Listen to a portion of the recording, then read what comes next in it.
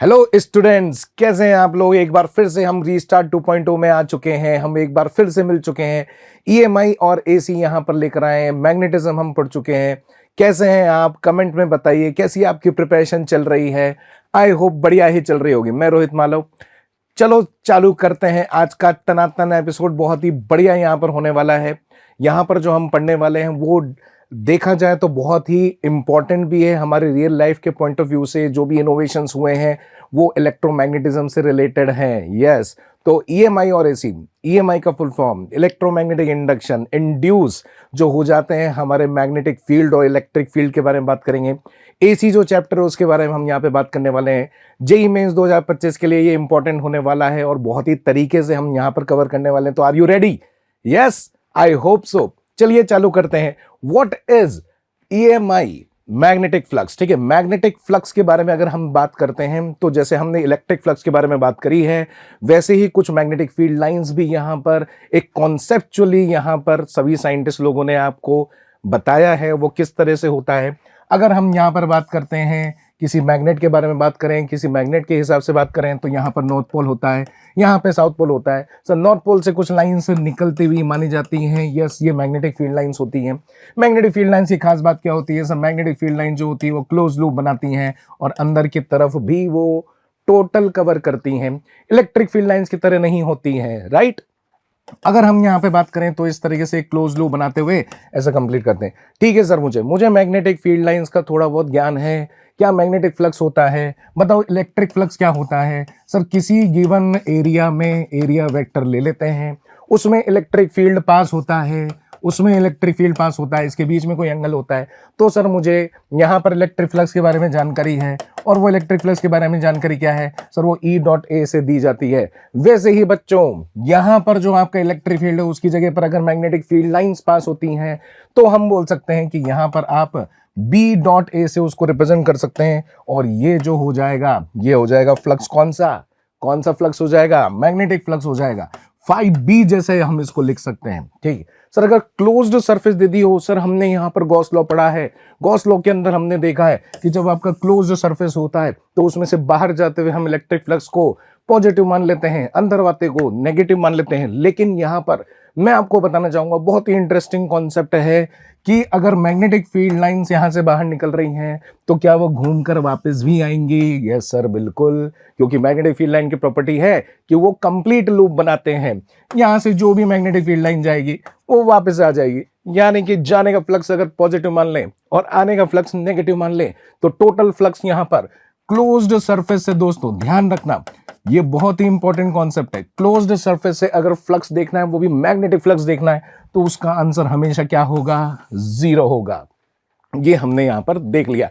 अगर कभी कैलकुलेशन आया तो हम यहां पर अधिकतर टाइम पर कैलकुलेशन किसकी करने वाले हैं सर? एक ओपन सरफेस की कैलकुलेशन करने वाले हैं। B.A वाली कैलकुलेशन करने वाले हैं, जिसको हम BA cos थीटा भी लिख सकते हैं। बताइए कि यहां पर मैग्नेटिक फील्ड कब मैक्सिमम कब मिनिमम? सर मुझे cos थीटा के बारे में जानकारी है। cos थीटा की वैल्यू 1 हो जाती है जब थीटा की वैल्यू 0 डिग्री हो जाती है। और cos थीटा की वैल्यू आप यहां पर अगर थीटा की वैल्यू 90 डिग्री रख दें, यानी कि हमारे पास अगर कोई सरफेस हो और मैग्नेटिक फील्ड लाइंस उस सरफेस के अलोंग जा रही हो, ए वेक्टर के परपेंडिकुलर जा रही हो, तो हम बोल पाएंगे क्या कि सर उसमें से लाइंस पास नहीं हो रही, उसमें से फ्लक्स पास नहीं हो रहा। ठीक है, अच्छा सर इसकी कोई यूनिट हम यहां पर लिख सकते हैं क्या? हाँ बेटा, यहां पर जो B होता है उसकी ऐसा यूनिट क्या होती है सर? उसकी टेस्ला होती है। Okay, T. सर एरिया क्या होता है? एरिया मीटर स्क्वायर में होता है, तो हम इसको टेस्ला मीटर स्क्वायर को वेबर के नाम से जानते हैं। क्या बोलते हैं इसको सर? वेबर बोलते हैं। ठीक है, क्या हम यहां पे टेस्ला को वेबर पर मीटर स्क्वायर मान सकते हैं? वो भी सही है। ठीक है, कभी कभी क्या होता है जो मैग्नेटिक फील्ड इंडक्शन या मैग्नेटिक फ्लक्स डेंसिटी बोल देते हैं, जिसको हमको टेस्ला के अंदर लिखना चाहिए, वो वेबर पर मीटर स्क्वायर में भी लिखा जा सकता है। ठीक, तो हमको ये कॉन्सेप्ट क्लियर हो चुका है कि मैग्नेटिक फील्ड क्या होता है, मैग्नेटिक फ्लक्स क्या होता है। मैग्नेटिक फ्लक्स कुछ नहीं होती है, कुछ लाइंस होती हैं जो कि सरफेस से क्रॉस हो रही होती हैं। उसका कैलकुलेशन कुछ ऐसा होता है। आपने ये देखा ही होगा कि फेरेडे ने, आप जानते भी होंगे, बचपन में आपने देखा होगा कि फेरेडे ने काफी अच्छे रूल्स दिए हैं सर इससे रिलेटेड। उसके बारे में चलो जानते हैं। नेक्स्ट जो हम लेने वाले हैं वो है आपका फेरेडेज लॉ। फेरेडेज लॉ जो है वो इंड्यूस्ड ईएमएफ के बारे में है। फेरेडे ये कहता है कि अगर किसी लूप में से, भले वो इमेजनरी हो, भले वो एक कंडक्टिंग हो, उसमें से अगर आपका कोई मैग्नेटिक फ्लक्स जा रहा हो, उसमें से अगर कोई मैग्नेटिक फ्लक्स जा रहा हो और अगर वो टाइम के साथ वेरी करे, तो क्या इसके अंदर जो आपकी फ्लक्स की वैल्यू है, अगर एरिया कांस्टेंट भी हुआ तो क्या हो गया, ठीक है। अगर ये वेरिएबल है, अगर ये चेंज हो रहा है तो क्या फ्लक्स चेंज होगा? हाँ सर। क्या एरिया को वेरिएबल करके भी फ्लक्स को चेंज कर सकते हैं? हाँ। तो ये मोस्टली क्या होता है कि बी को चेंज करने की बात की जाती है। अगर ए को कांस्टेंट रखें या फिर बी को कांस्टेंट रख लेते हैं और ए को चेंज कर देते हैं, मेन बात ये है कि फ्लक्स अगर चेंज हो गया तो इस पूरे फील्ड में, इस पूरे रीजन के अंदर ईएमएफ इंड्यूस हो जाता है। तो मैं आपको स्टेटमेंट देता हूं। फेरेडे का जो नियम होता है वो ये कहता है कि ईएमएफ विल बी इंड्यूस्ड, ठीक है, EMF will be induced in the loop if flux is changing. Okay, उसमें से पास होने वाला फ्लक्स अगर चेंज हो रहा है, सिंपल भाषा में बात करें तो वो यहां पर ईएमएफ इंड्यूस होगा इस लूप में। सर वो ईएमएफ क्यों इंड्यूस हो रहा है, कैसे होगा, उसका कैलकुलेशन क्या है? फेरेडे ने वो भी एक्सपेरिमेंटली प्रूव किया है। उसने ये बोला है कि अगर आप फ्लक्स का रेट ऑफ चेंज देखें तो जो ईएमएफ इंड्यूस होता है इस लूप के अंदर वो इसके डायरेक्टली प्रोपोर्शनल होता है। अगर यहां पर इक्वल टू साइन लगा दें तो कोई खास कांस्टेंट नहीं, लेकिन नेगेटिव क्यों बोला जाता है? उसने ये भी देखा है कि अगर हम फ्लक्स की वैल्यू बढ़ाते हैं तो अलग तरह से ईएमएफ इंड्यूस होता है, फ्लक्स को घटाते हैं तो अलग तरह से ईएमएफ इंड्यूस होता है। और माइनस साइन रिप्रेजेंट कर रहा है कि वो फ्लक्स जो आप चेंज करना चाह रहे हैं इस लूप में से, उसका वो विरोध करता है। ठीक है, राइट, आपने बिल्कुल सही सुना। यहां पर जो नेगेटिव साइन है, EMF induced in the loop is equal to minus d phi by d t में नेगेटिव साइन क्या रिप्रेजेंट करता है? That EMF induced such that, EMF induced such that it opposes the rate of change of flux. ठीक है भाई साहब, समझ में आ चुका है? पक्का समझ में आ चुका है? दिमाग में जा चुका है? हाँ, rate of change of flux का क्या करता है? वो अपोज करता है। एग्जाम्पल जरूर लेंगे, अच्छे से समझेंगे। अगर मान लेते हैं कि ये एक कंडक्टिंग लूप है, अगर मान लेते हैं कि ये कंडक्टिंग लूप है और इसमें से आपने फ्लक्स को क्या किया है, इधर की तरफ यहां पर मैग्नेटिक फील्ड को बढ़ाने का प्रयास किया है। ठीक है, तो आपने फ्लक्स बढ़ाने की कोशिश करिए। अगर यहां पर कोई ऑब्जर्वर हुआ तो वो ये देख सकता है कि इसका मैं डायग्राम कैसे बनाऊंगा। सर अंदर अंदर अंदर अंदर फ्लक्स जा रहा था, ठीक है भाई साहब, और उस फ्लक्स की वैल्यू आप बढ़ा रहे हो, तो होगा क्या? इस लूप के अंदर वो खुद का करंट यहां पर फ्लो करवा कर क्या करना चाहेगा? इस फ्लक्स को कम करना चाहेगा। हमको ये पता है कि अगर आपने अंदर की तरफ फ्लक्स यहां पर बढ़ाने की कोशिश करी तो ये वाला जो लूप है ये इस तरह से एक्ट करेगा, इस तरह से करंट को फ्लो कराएगा ताकि उसके फ्लक्स को बढ़ने से रोका जा सके। तो देखिए, अंदर की तरफ फ्लक्स है। अब बताइए कि इसमें जो करंट है वो क्लॉकवाइज होना चाहिए या एंटी क्लॉकवाइज होना चाहिए? सर अगर हमने गलती से क्लॉकवाइज ले लिया, कि मान लेते हैं इंड्यूस्ड करंट, से इंड्यूस करंट की बात कहां से आई? देखो मैंने इंड्यूस ईएमएफ बोला था और कंडक्टिंग लूप बोला था। अगर कंडक्टिंग लूप है और इसके अंदर कहीं पे ईएमएफ इंड्यूस है तो हम बोल सकते हैं कि सर वो ओम्स लॉ के हिसाब से I is equals to V/R से काम कर सकते हैं। बिल्कुल सही। तो बताइए यहां पर क्या ये हमसे गलती हो गई? हाँ, देखो करंट का डायरेक्शन अगर ऐसे ले लेंगे तो सर फ्लक्स तो अंदर जा रहा है, हम तो फ्लक्स वैसे ही बढ़ा रहे थे और इसकी वजह से तो और बढ़ रहा है। सर ईएमएफ तो इस तरह से इंड्यूस होगा कि वो फ्लक्स को कम करना चाहे। यस बच्चों, बिल्कुल समझ चुके हो कि यहां पर आपका करंट कुछ इस तरीके से इंड्यूस होना चाहिए कि वो इस बढ़ते हुए फ्लक्स का क्या करे? अपोज करे। तो क्या यहां पर एंटी क्लॉकवाइज करंट इंड्यूस होगा? हाँ सर, अंदर की तरफ फ्लक्स बढ़ रहा था। अगर इसने खुद का ही करंट, आपने कोई बैटरी नहीं लगाई, इसने खुद ने ही अपनी बैटरी बना ली है। बिल्कुल, अगर आप इसका इक्विवेलेंट सर्किट बनाएंगे ना दोस्तों, तो ये कुछ ऐसा होने वाला है जिसके अंदर ये जो ईएमएफ इंड्यूस है उसकी वैल्यू निकाली जा सकती है d phi by d t magnitude से, और यहाँ से इधर की तरफ सर ये क्या है, देखो एक कंडक्टिंग एक कंडक्टर होता है, उसके अंदर रजिस्टर होता है थोड़ा बहुत, ठीक है, वो रेजिस्टेंस हमने यहाँ ले लिया। तो इस तरीके से इस करंट इंड्यूस को हम E/R से कैलकुलेट भी कर सकते हैं। और E की वैल्यू आपको याद रखनी है कि सर E का जो मैग्नीट्यूड होता है वो rate of change of flux होता है, ठीक है। अभी आपने ये देखा कि सर आप मैग्नेटिक फील्ड को वेरी कर रहे हो, लेकिन आपने एक हिंट भी दिया था कि एरिया भी तो चेंज कर सकते हैं, बिल्कुल सही। अगर हम यहां पर देखें तो फ्लक्स की डेफिनेशन क्या है दोस्तों, sir B vector A vector ऐसा कुछ है।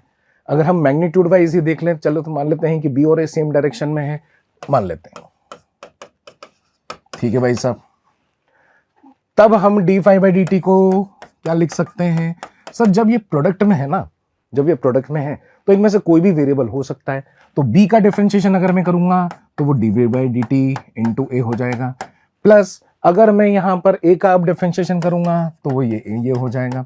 अगर आपका एरिया वेक्टर चेंज नहीं कर रहे हैं, अगर आपका एरिया वेक्टर चेंज नहीं कर रहे हैं तो फिर ये वाला वेक्टर जो ये वाला जो पोर्शन है ये जीरो हो जाएगा। अगर आप मैग्नेटिक फील्ड चेंज नहीं कर रहे हैं तो फिर ये वाला टर्म जीरो हो जाएगा। इसका मतलब ये हुआ कि ये एक दो एक्सप्रेशन से मिलकर बना है। सर अगर दोनों को वेरी करें तो सर दोनों एक्सप्रेशन आएंगे, बहुत ही बढ़िया, ठीक है। तो इसको याद रखना है, इसको हमको याद रखना है कि मैग्नेटिक फील्ड भी वेरी किया जा सकता है, एरिया भी वेरी किया जा सकता है। एरिया कैसे वेरी कर सकते हैं, मान लेते हैं कि अभी रेडियस कितनी है और इसकी रेडियस बढ़ाते चले जा रहे हैं, तो क्या इसका एरिया बढ़ता चला जाएगा, बिल्कुल सर, ठीक है भाई साहब, है ना। R से R डैश हो सकता है, R डैश से R डबल डैश हो सकता है। एरिया बढ़ाते चले गए तो फ्लक्स की वैल्यू चेंज हो जाएगी, भले आप मैग्नेटिक फील्ड को अंदर की तरफ जो आप रख रहे हैं या बाहर की तरफ रख रहे हैं उसको वेरी नहीं करवा रहे हैं, ठीक। इस चीज को हमको ध्यान रखना है।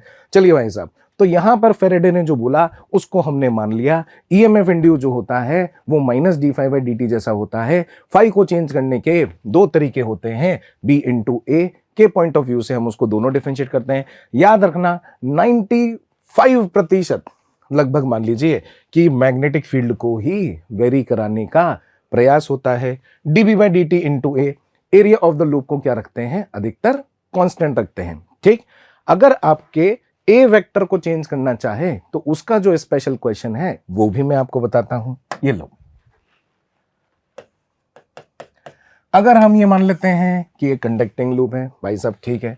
अगर अंदर की तरफ कोई मैग्नेटिक फील्ड है, ठीक है भाई साहब, अंदर की तरफ मैग्नेटिक फील्ड है, ओके, इनवर्ट्स है, ठीक है। सर ये बी वेक्टर कांस्टेंट रख रहे हैं क्या, हाँ बेटा ये कांस्टेंट रख रहे हैं, इसको यूनिफॉर्म रख रहे हैं, ठीक है सर। और ये जो है इस एक्सिस के अंदर की तरफ है। अगर हम इसको घुमाएं तो क्या होगा, सर एरिया वेक्टर चेंज होगा। जैसे फॉर एग्जांपल ये एक लूप है, मैं ये एरिया वेक्टर इसके परपेंडिकुलर, अगर मैं इसको घुमाऊंगा तो एरिया वेक्टर साथ साथ में घूमेगा, राइट, ठीक है सर। अगर मैं इसको घुमाऊंगा तो एरिया वेक्टर साथ साथ घूमेगा। किसी भी टी टाइम पर अगर देखेंगे तो यहां से घूमते हुए कोई एरिया वेक्टर अंदर वाले मैग्नेटिक फील्ड के साथ में कोई ना कोई थीटा एंगल बना सकता है। उस थीटा को ही रेट ऑफ चेंज क्या हो जाएगा, सर वो d∅/dt की वैल्यू ओमेगा हो जाएगी।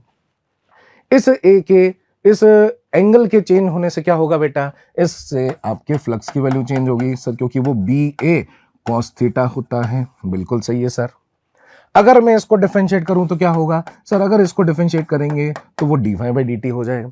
अगर इसके अंदर n नंबर ऑफ लूप्स दे रखे हैं तो सर आप पहले तो इसको n से मल्टीप्लाई कर दो, ठीक है भाई साहब। यहां पर हो गया कितना, NBA। अगर मैं cos थीटा में थीटा की वैल्यू को अगर देखें तो थीटा की वैल्यू सर ओमेगा टी है, तो उसका जब डिफरेंशिएशन होगा तो ओमेगा बाहर आ जाएगा और यहां पर ये हो जाएगा sine omega t with minus sine. लेकिन हमको पता है कि जो ईएमएफ इंड्यूस होता है वो तो माइनस d∅/dt होता है, तो यहां पर आ जाएगा प्लस साइन। और बड़ी आसानी से एक शानदार प्रॉब्लम यहां पर हमको देखने को मिलेगी और ईएमएफ की वैल्यू हो जाएगी कितनी, वो हो जाएगी NBA ओमेगा और साइन ओमेगा टी। कोई भी इसको प्लॉट कर सकता है, कोई भी आपसे पूछ सकता है कि ईएमएफ की मैक्सिमम वैल्यू बताएं, तो मैक्सिमम वैल्यू हम निकाल सकते हैं और मैक्सिमम वैल्यू कितनी होगी, ये वाली, ठीक है भाई साहब। सब बहुत ही बेहतरीन प्रॉब्लम था बेटा, ये पॉपुलर भी है, ये आपके जेईई मेंस में पक्का आ सकता है, रिसेंटली भी पूछा गया है, पहले भी पूछा गया है, तो प्रिपरेशन तो अच्छी ही करनी है अपन को, ठीक है। तो ये एक इंपॉर्टेंट कॉन्सेप्ट था, ठीक है सर, ओके। और ईएमएफ हम कैसे इंड्यूस कर पाएंगे वो धीरे धीरे देख लेंगे। नेक्स्ट कुछ क्वेश्चंस प्रैक्टिस करते हैं जो अभी तक हमने कॉन्सेप्ट देखा है। द मैग्नेटिक फ्लक्स, जो कि मैंने बोला था कि वेबर उसकी यूनिट होती है, ऐसा unit linked with the close circuit जिसका रेजिस्टेंस हमको दे रखा है, varies with the time as phi is equal to this.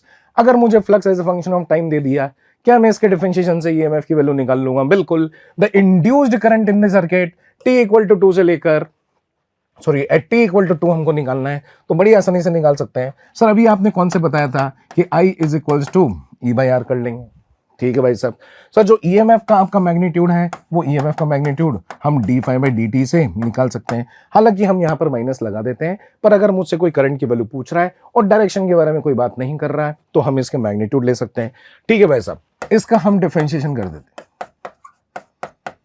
5t square का differentiation 10t minus 36t minus 36 और 1 का डिफरेंशिएशन हो गया 0। ये d phi by d t कब निकालना है? सर ये टाइम की वैल्यू हमको दे रखी है 2 सेकेंड। चलो इस पे 2 सेकेंड डाल लेते हैं और ये हो जाएगा आपका 10 इंटू 2 माइनस 36। 20 में से 36 घटे तो माइनस 16। माइनस को माइनस से मल्टीप्लाई कर दें या नहीं भी करें तो मैग्नीट्यूड हो जाएगा आपका 16। तो ईएमएफ की जगह पर है 16 और इसकी जगह पर है 8। बड़ी आसानी से हम यहाँ पर बता सकते हैं कि sir current induced in that circuit is 2 ampere, है ना। देखो लगा आपको इजी लगा, कॉन्सेप्ट रिवाइज हुआ तो मजा आता है ना। पढ़ाई का यही मजा है दोस्तों कि अगर हमने पढ़ा, हमने कॉन्सेप्ट सीखा, फिर क्वेश्चन पे अप्लाई किया और क्वेश्चन ने बोला कि तूने सही अप्लाई किया, बढ़िया आंसर लेकर आए, मजा आ गया, ठीक है। यही चाहिए। चलिए आगे बढ़ते हैं और कोई क्वेश्चन देखते हैं जो कि हमने अभी तक पढ़ा है उससे रिलेटेड हो। A coil of 200 turns, 200 turns हमको कॉइल में दे रखे हैं, उसका एरिया हमको दे रखा है, is rotated half revolution per second. बेटा हाफ रिवोल्यूशन पर सेकेंड क्या होता है? सर ये तो ओमेगा को लिखने का तरीका है। आधा रिवोल्यूशन, कंप्लीट रिवोल्यूशन मतलब कि सर 2 पाई रेडियन, आधा रिवोल्यूशन मतलब कि पाई रेडियन पर सेकेंड, ठीक है भाई साहब। And is placed in a uniform magnetic field, जिसका मैग्नेटिक फील्ड हमको दे रखा है 1/100 जैसा, perpendicular to the axis of the rotation of the coil. Sir ये तो बिल्कुल मिलता जुलता है, अभी अभी नोट्स में पढ़ा है कि एक ऐसा कोई कॉइल हो और उसके अंदर जो एक्सिस हो उसके परपेंडिकुलर कोई मैग्नेटिक फील्ड हो, ठीक। तो जब इसको घुमाएंगे तो इसमें ईएमएफ इंड्यूस होता है और उस ईएमएफ की वैल्यू सर मैंने याद कर ली है, सर वो एन बी ए ओमेगा और आगे की तरफ कोई साइन ओमेगा टी जैसा होता है। अगर किसी ने मुझसे मैक्सिमम पूछा तो हम निकाल देंगे। क्या इन्होंने हमको maximum voltage generated in the coil ही पूछा गया है? बहुत ही बढ़िया। एन नंबर ऑफ टन्स कितना है? Sir n number of turns 200 है। मैग्नेटिक फील्ड की वैल्यू कितनी है? सर वो 1/100 है। ए की वैल्यू हमको दे रखी है 0.2 और ओमेगा की वैल्यू हमने मेहनत करके निकाली। नहीं, कोई खास मेहनत नहीं करी, डिकोड जरूर किया है कि हाफ रिवोल्यूशन प्रति सेकंड का क्या मतलब है। तो ये हो गया आपका पाई रेडियन प्रति सेकंड के हिसाब से ऐसा यूनिट में काम हो गया। अगर हम यहाँ पे देखें तो 2 0 से 2 0 काट देते हैं, इधर की तरफ यहाँ पे 10 ले लेते हैं। सर यहाँ पर आप यहाँ पर इसको 5 कर दो, ऊपर की तरफ कितना आ गया? सर 2π/5 जैसा आ गया। तो यहाँ पर आपके ईएमएफ की वैल्यू आ गई। क्या मेरे को यहाँ पे बीटा की वैल्यू मिल चुकी है? यस सर, बीटा की वैल्यू यहाँ पर 5 है। बड़ी आसानी से हम देख पा रहे हैं कि yes these are popular questions, और आप यहाँ पर चैनल पे बने रहे, हमारे साथ बने रहे, मेरे साथ बने रहे, तो आपको बहुत ही ज्यादा फायदा होने वाला है। चलिए आगे की तरफ बढ़ते हैं। और कोई क्वेश्चन है क्या हमारे पास? A coil is placed perpendicular to a magnetic field, ठीक है भाई साहब। 5000 tesla when the field is changed to 3000 tesla. अच्छा ये अगर बड़े बड़े टाइम इंटरवल देना तो बेटा आपको क्या करना है, जो आपका जो ईएमएफ है उसकी वैल्यू अपन ने क्या लिखी थी? सर उसकी वैल्यू हमने माइनस d∅/dt लिखी थी, ठीक है भाई साहब। इसी को ही आप ΔΦ/Δt भी लिख सकते हैं, याद रहेगा। इसको ना एवरेज ईएमएफ जैसा बोल देते हैं। कैसे बोल देते हैं? एवरेज ईएमएफ जैसा। और ऐसा एक्सप्रेशन के लिए हम उसको बोल सकते हैं कि वो इंस्टेंटेनियस है। तो सर कब इंस्टेंटेनियस लगाना होगा, कब एवरेज लगाना होगा? जब भी इन्होंने आपको मैग्नेटिक फील्ड चेंज करते हुए बीच में टाइम इंटरवल बहुत बड़ा दिया है, 1 सेकंड 2 सेकंड 3 सेकंड जैसा कोई टाइम इंटरवल दे दिया है, तो हमको ये ΔΦ/Δt जैसा लगाना चाहिए।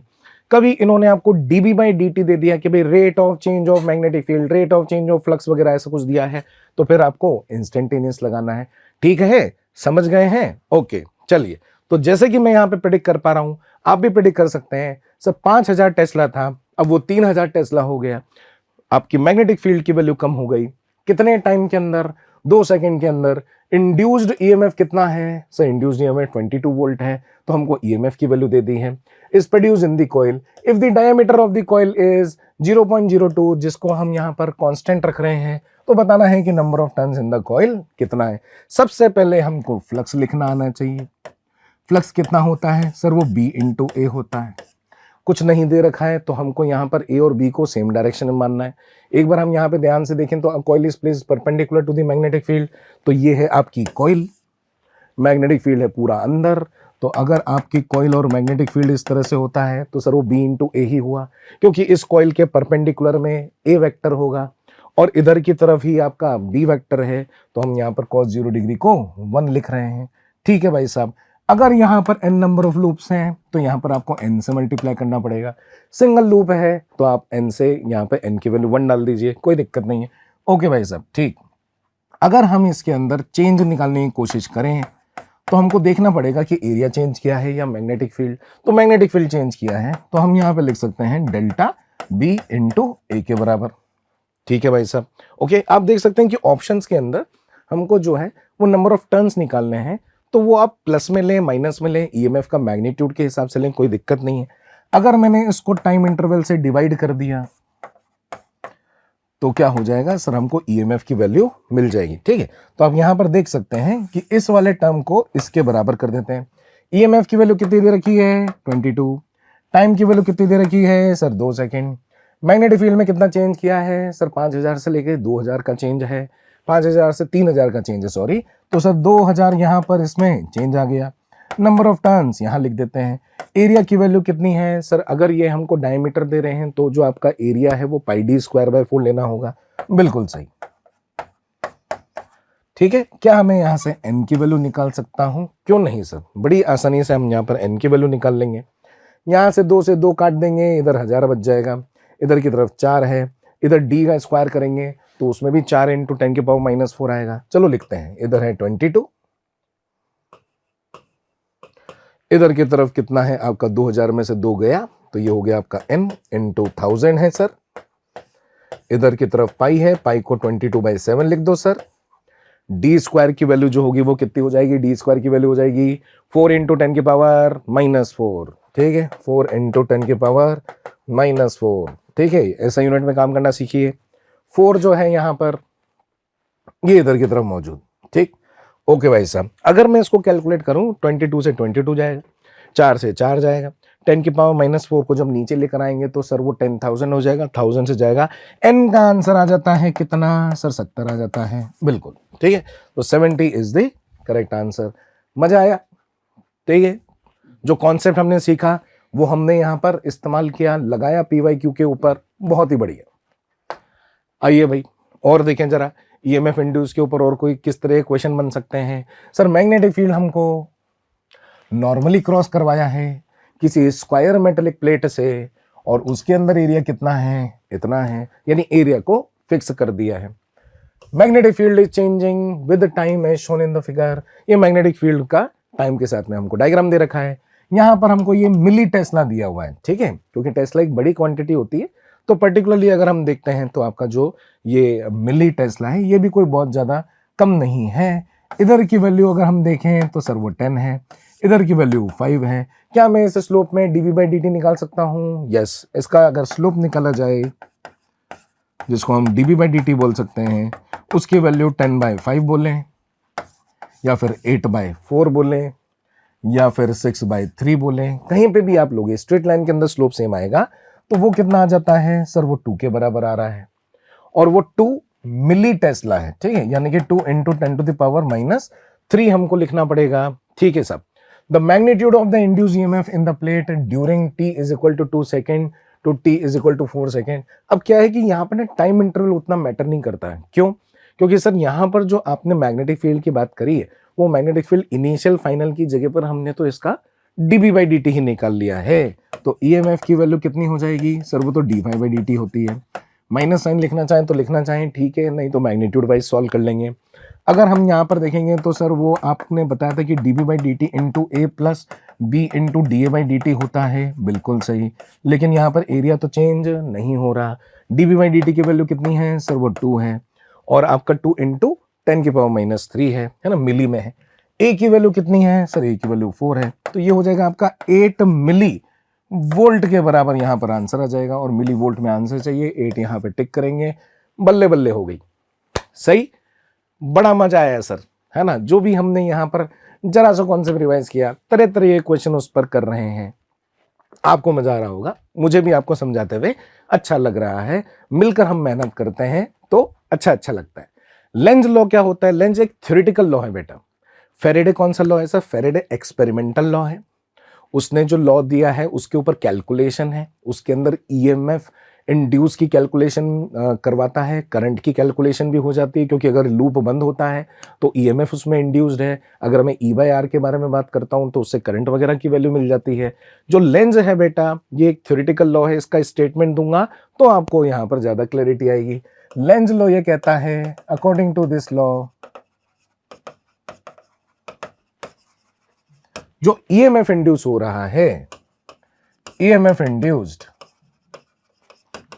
इन द लूप, जो भी हमने यहां पे लूप लिया है, ठीक है, is produced such that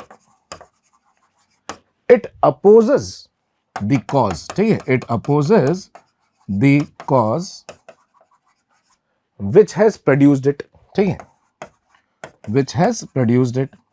sir ये थोड़ा थोड़ा तो अपन को फेरेडे जैसा ही लग रहा है, क्योंकि जैसे फेरेडे के अंदर बोला था हमने कि फ्लक्स को चेंज करोगे तो ईएमएफ इंड्यूस होगा, फ्लक्स चेंज नहीं होगा तो ईएमएफ इंड्यूस नहीं होगा, तो ये उससे मिलता जुलता है। लेकिन इसमें एक नया फैक्टर आ गया है, इसने फ्लक्स के बारे में बात नहीं करी, इसने कॉज के बारे में बात करी है, ठीक है, which opposes the cause which has produced it.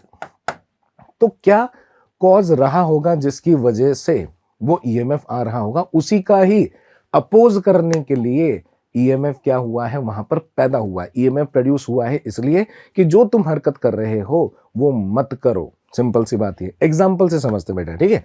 चलिए इधर आइए, मान लेते हैं कि हमारे पास एक लूप है, ठीक है भाई, एक कंडक्टिंग लूप है, इसके सामने एक मैग्नेट रख दिया, इधर की तरफ नॉर्थ पोल, इधर की तरफ साउथ पोल। क्या इसमें से कोई फ्लक्स जा रहा होगा? हाँ सर, इसमें से फ्लक्स जा रहा हो, ठीक है। क्या नॉर्थ पोल से और भी ज्यादा लाइंस निकल रही होंगी? क्यों नहीं, बिल्कुल निकल सकती हैं, ठीक।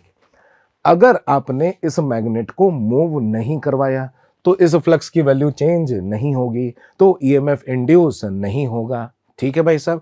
और इस मैग्नेट के ऊपर भी कोई फोर्स एक्सपीरियंस नहीं होगा, ऐसा लेंज ने देखा, ठीक।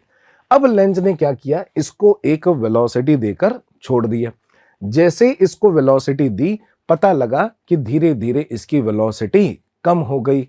वो कम क्यों हो गई होगी, उसका रीजन उसने थ्योरेटिकली दिया कि जैसे ही आपने इसको मूव कराना चालू किया, इसमें फ्लक्स चेंज होने वाला है। हालांकि उसने फ्लक्स का नाम नहीं लिया था लेंज ने, ठीक है, उसने ये बोला था कि आपके इसके मूवमेंट की वजह से ही वहां पर ईएमएफ इंड्यूस हुआ, और वो ये चाहेगा कि इसका मूवमेंट का वो विरोध करे, मूवमेंट का विरोध करे। फेरेडे ने क्या बोला था कि सर वो फ्लक्स का विरोध करे। लिटरली हो तो यही रहा है कि यहां से इसके मूव कराने की वजह से फ्लक्स चेंज हो रहा है, लेकिन लेंज ये बोलता है कि ये सब इसलिए हो रहा है, इसकी एनर्जी कम इसलिए हो रही है क्योंकि इसके अंदर एनर्जी बढ़ रही है, इलेक्ट्रोमैग्नेटिक एनर्जी इसमें बढ़ रही है, इसमें ईएमएफ इंड्यूस हो रहा है, तो वो इसकी एनर्जी लेकर हो रहा है, तो इसकी काइनेटिक एनर्जी कम होनी चाहिए। इसलिए हम ये निष्कर्ष निकालते हैं कि जो लेंज का नियम होता है इज बेस्ड ऑन, बहुत इंपॉर्टेंट चीज है, जेई मेंस में डायरेक्ट क्वेश्चन आ सकता है, Lenz law is based on energy conservation, ठीक है। ये किस पर बेस्ड होता है? ये एनर्जी कंजर्वेशन पर बेस्ड होता है, ये आपको याद रखना है। जैसे आप इसके अंदर v दोगे, इसकी स्पीड क्या होगी, लगातार कम होती जाएगी, क्योंकि इसके अंदर एक इलेक्ट्रिकल एनर्जी आ जाएगी, ठीक है। अच्छा, इसके अंदर सर डायरेक्शन वगैरह कैसे देखेंगे? अगर आप क्या करोगे, इसमें इधर की तरफ फ्लक्स बढ़ाने की कोशिश करोगे, हाँ डायरेक्शन हम फ्लक्स से देख सकते हैं, फ्लक्स बढ़ाने की कोशिश करेंगे तो इसके अंदर जो आपका करंट होगा, ठीक है, ये इसको हम अंदर वाला पार्ट ले लेते हैं, इसके अंदर जो करंट होगा वो मैग्नेटिक फील्ड इस तरह से प्रोड्यूस करेगा। जब वो इस तरीके से आपका मैग्नेटिक फील्ड, ये डैश डैश से बता रहा हूं, जो कि एक इंड्यूस्ड मैग्नेटिक फील्ड है, क्योंकि एक इंड्यूस्ड करंट यहां पर आ गया है, वो इंड्यूस्ड मैग्नेटिक फील्ड क्या करेगा, इसका विरोध करेगा और इसके ऊपर फोर्स किधर लगने लगेगा, पीछे, जिसकी वजह से उसकी स्पीड कम हो रही है। तो क्या ये फाइनली ये बोलना चाह रहा है कि ये फोर्स क्यों लगा? Sir, this force is acting because this cause the movement of the magnet is the cause due to which the EMF is induce, right? तो उसका विरोध कर रहा है, अपोजेस द कॉज, ठीक है? ये फोर्स क्यों लगा? Due to opposition of the cause, जिसकी वजह से ईएमएफ इंड्यूस को होना पड़ा, मतलब उसको इंड्यूस होना पड़ा, उसको पैदा होना पड़ा। जैसे ही वो पैदा होता है वो बोलता है अरे यार काहे जनरेट कर दिया, क्यों जनरेट कर दिया, किसने किया ये काम? तो वो चेक करता है और उसका विरोध करना चालू कर देता है, ठीक है? अगर आप यहां से इसको दूर ले जाने की कोशिश करोगे तो भी वो उसका विरोध क्यों करेगा? क्योंकि सर अगर दूर ले जाओगे तो फिर फ्लक्स की वैल्यू चेंज होगी, अगर फैराडे के नियम के हिसाब से देखें तो। और इसके अंदर उसने देखा लेंज ने कि इसमें फिर से करंट आया, लेकिन करंट विपरीत दिशा में आया। अगर आपने इधर की तरफ ले जाना चाहा तो ये चाहेगा कि वो उसको अट्रैक्ट करे, वो दूर ना जाए, क्योंकि दूर जाने का क्या करना है? लेंज के नियम के अनुसार दूर जाने का क्या करना है? सर, विरोध करना है, ठीक है? ये चीज हमको ध्यान रखनी है। चलिए भाई आगे बढ़ते हैं। अगर हम induced EMF in the moving rod देखें तो ये भी बहुत ही इंपॉर्टेंट कॉन्सेप्ट है, वेरी वेरी गुड, इंपॉर्टेंट है, ठीक है? और आपने मेरे हिसाब से इसको बड़ी आसानी से देखा भी होगा, आपके बोर्ड एग्जाम के पॉइंट ऑफ व्यू से भी आपने कभी ना कभी इसको पढ़ा होगा। इसमें क्या होता है कि एक रॉड होती है, एक कंडक्टिंग रॉड होती है, जब उसको मैग्नेटिक फील्ड लाइन से काटते हुए मूव कराया जाता है, मान लेते हैं अभी हम फिलहाल के लिए इसको इस मैग्नेटिक फील्ड लाइन के परपेंडिकुलर काटने की कोशिश कर रहे हैं, यहां से लेकर यहां तक इसकी लेंथ L है, यहां पर मैग्नेटिक फील्ड प्रोड्यूस हो रखा है कोई B, और यहां पर उसको स्पीड दी है V। तो यहां पर क्या हो जाता है, ईएमएफ इंड्यूस हो जाता है इन दी स्टडी स्टेट, ठीक? उसको हम दो तरह के एक्सप्लेनेशन से देख सकते हैं। Rate of sweeping of area से देख सकते हैं कि सर B को अभी फिलहाल के लिए चेंज नहीं कर रहे, फाई की वैल्यू कितनी है? सर फाई की वैल्यू आपकी B इंटू DA/dt जैसा ले सकते हैं। अब ये rate of sweeping of area क्या हो गया? देखो ये V है, अगर इसको मैं एक छोटा सा dx आगे की तरफ खिसकाता हूं तो क्या वो इस एरिया को स्वीप करवा रहा है? हाँ सर, यहां पर ऐसा बोल सकते हैं कि एक्स्ट्रा लूप को, अगर यहां पर बड़ा लूप है तो उसको कम करने की कोशिश कर रहा है, ऐसा हम यहां पर मान सकते हैं कि हाइपोथेटिकल लूप मान लेते हैं, ठीक है? तो DA/dt क्या होगा? सर यहां पर जो एरिया यहां पर है वो A into L into dx होगा, ठीक है भाई साहब? ये L इंटू dx होगा। नीचे की तरफ कितना है? सर dt है। इधर की तरफ कितना है? B है। क्या मैं dx/dt को V लिख सकता हूं? बिल्कुल लिख सकते हैं। फाई की वैल्यू हमको मिल जाएगी कितनी? B into L into V। ये हमको याद रखना है, ठीक? जब भी आपके वेलोसिटी वेक्टर को, L वेक्टर को और B वेक्टर को आपस में आपने परपेंडिकुलर रखा तो आपको B into L into V का सहारा लेना है, ये चीज आपको याद रखनी है, ठीक है? और मोस्टली आपके जेईई मेंस के अंदर बच्चों ये BLV ही यूज होता है, ठीक? तो ये एक तरीका था इसको समझने का। दूसरा तरीका कुछ ऐसा होता है कि इसके अंदर सर वो एंड्स, टर्मिनल्स वगैरह कहाँ देखेंगे, कहाँ पॉजिटिव है कहाँ नेगेटिव है, वो भी मैं क्लियर कर देता हूं, ठीक है? दूसरा तरीका क्या होता है बच्चों, इसके अंदर आपके जो कंडक्टर होता है उसमें क्या होते हैं? सर फ्री इलेक्ट्रॉन्स होते हैं। अगर मैं स्टेडी स्टेट के अंदर देखूं तो इस इलेक्ट्रॉन के ऊपर लगने वाला फोर्स अब 0 हो चुका होगा, लेकिन सर इसके पास एक वेलोसिटी है, मैग्नेटिक फील्ड है, तो जरा मुझे बताना कि इसके ऊपर फोर्स किधर लगेगा? Sir force on the charge particle is Q into V cross B। बिल्कुल सही। तो V क्रॉस B किधर की तरफ आ रहा है? ऊपर। सर ये क्या किया, एक बार फिर से बताना। देख भाई, V की तरफ तो रखना है अपन को उंगलियां, B वेक्टर की तरफ उंगलियां मोड़नी है, ठीक है? तो V क्रॉस B किधर की तरफ आया? सर ऊपर की तरफ। तो सर ऊपर की तरफ यहां पे इस पे फोर्स लगेगा? नहीं, इलेक्ट्रॉन है। देखो ध्यान से, फोर्स क्या लगेगा? Sir Q into V cross B। तो ये फोर्स ना V क्रॉस B के पैरेलल नहीं होगा, क्योंकि आपका जो Q है वो खुद नेगेटिव है, तो ये V क्रॉस B के विपरीत होगा। तो इसके ऊपर जो मैग्नेटिक फोर्स लग रहा है वो ऊपर की तरफ नहीं नीचे की तरफ लग रहा है। तो ऐसे क्या होते हैं कि इलेक्ट्रॉन्स ना नीचे जाके इकट्ठे हो जाते हैं स्टडी स्टेट में, तो इधर नेगेटिव और इधर की तरफ पॉजिटिव क्रिएट हो जाता है। इस नेगेटिव पॉजिटिव के क्रिएट होने की वजह से एक इलेक्ट्रिक फील्ड जनरेट हो जाता है, जो कि हम इंड्यूस्ड इलेक्ट्रिक फील्ड बोल सकते हैं। इसी को हम इंड्यूस्ड ईएमएफ का कारण भी बता सकते हैं कि ये जो इलेक्ट्रिक फील्ड आया है वो आपके पोटेंशियल डिफरेंस को जन्म देगा। तो यहां से लेकर यहां तक हम इसको बोल सकते हैं कि सर वो डेल्टा वी बाय डी जैसा हो जाएगा। इस डेल्टा वी को हम ईएमएफ जैसा मान लेंगे। ठीक है भाई साहब। इस इलेक्ट्रॉन में स्टेडी स्टेट में नेट फोर्स 0 होना चाहिए, तो सर इस इलेक्ट्रिक फील्ड के विपरीत दिशा में एक फोर्स लगना चाहिए और वो कितना हो जाएगा, क्यू इंटू ई के बराबर। और नीचे की तरफ कितना है सर, क्यू वी बी के बराबर। क्यू वी बी और क्यू ई को जब बराबर कर देंगे तो स्टेडी स्टेट में ये रुक जाएगा, यानी कि ई की वैल्यू को लिख सकते हैं वी बी।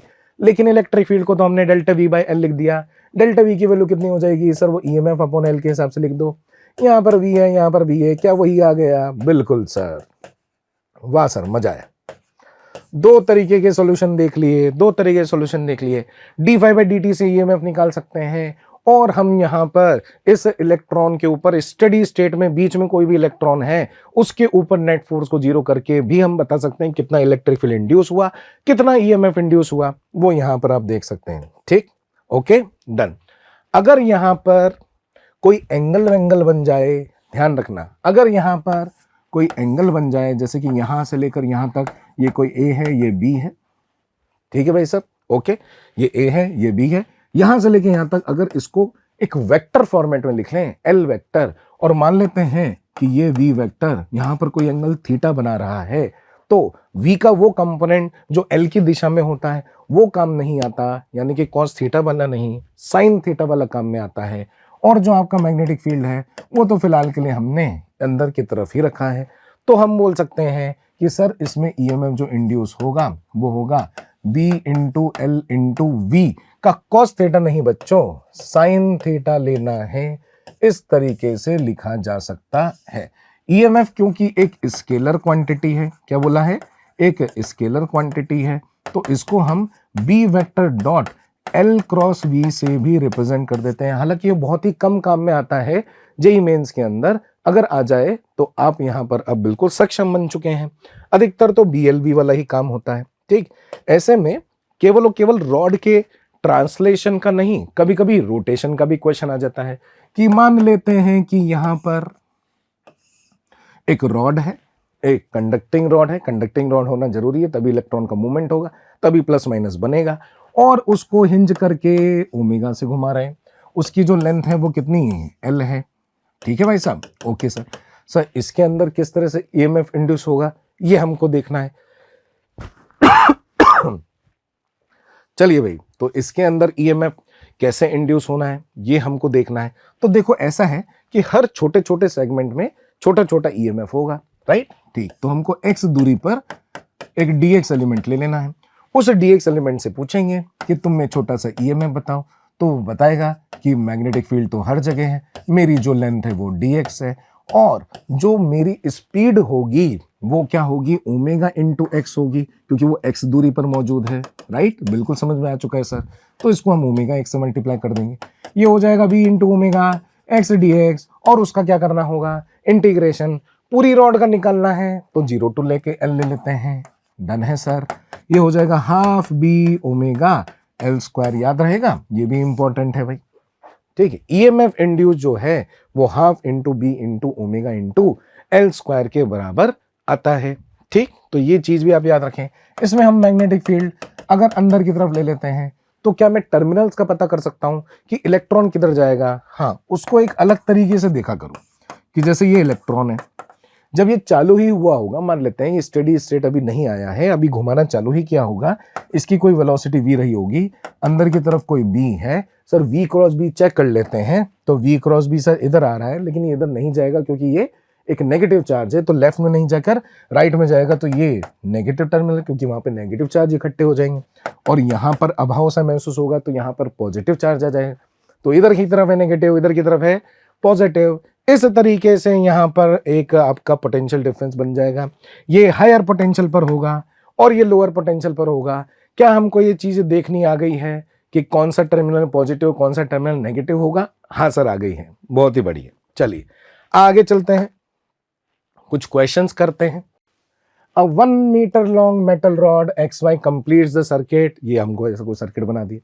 हमको यहाँ पर एक रॉड दे रखी है जिसको V से मूव करा रहे हैं सर, उसके अंदर EMF इंड्यूस होगा क्योंकि मैग्नेटिक फील्ड अंदर की तरफ है सर। LV सब आपस में परपेंडिकुलर नजर आ रहे हैं। Okay, the plane of the circuit is perpendicular to the magnetic field. Magnetic field flux density भी 0.15 टेस्ला में दी जाती है। ध्यान रखना, फ्लक्स डेंसिटी टेस्ला में होती है। If the resistance of the circuit is 5 ओम, जो कि हमको दिखा भी रखा है, बड़े भले लोग हैं। The force needed to move the rod in the direction as indicated. यहाँ पे कोई फोर्स लगाना पड़ सकता है हमको ताकि उसकी स्पीड क्या रहे, उसकी स्पीड रहे कांस्टेंट। क्यों सर हमको फोर्स को लगाना पड़ रहा है? देखना बेटा, है ना, इसमें इधर की तरफ क्या है सर, इधर की तरफ कोई रेजिस्टेंस है। इधर की तरफ क्या है सर, इधर की तरफ कोई बैटरी बनेगी। वो बैटरी किस तरह से बनेगी सर? वो बैटरी कुछ इस तरह से बनेगी कि यहाँ पर आपका कोई इलेक्ट्रॉन हुआ, उसमें V क्रॉस भी ऊपर नहीं बल्कि नीचे, तो नेगेटिव टर्मिनल और ये पॉजिटिव टर्मिनल, तो यहाँ पर इस तरह से कोई बैटरी बन जाएगी। ठीक है, इसका कोई इंटरनल रेजिस्टेंस भी हो सकता था, तो वो हम यहाँ पे स्मॉल r जोड़ देंगे। क्या हम यहाँ पर कोई करंट फ्लो करवा सकते हैं? बिल्कुल सर, करंट की वैल्यू हो जाएगी कितनी? E/R के बराबर।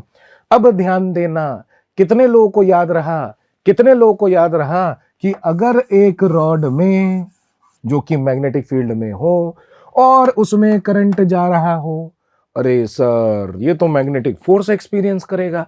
हाँ, ये मैग्नेटिक फोर्स एक्सपीरियंस करेगा। ये है I, यहाँ पर है L, मैग्नेटिक फील्ड भी मौजूद है। अरे कोई फॉर्मूला याद आ गया हो sir, I into L cross B होता है।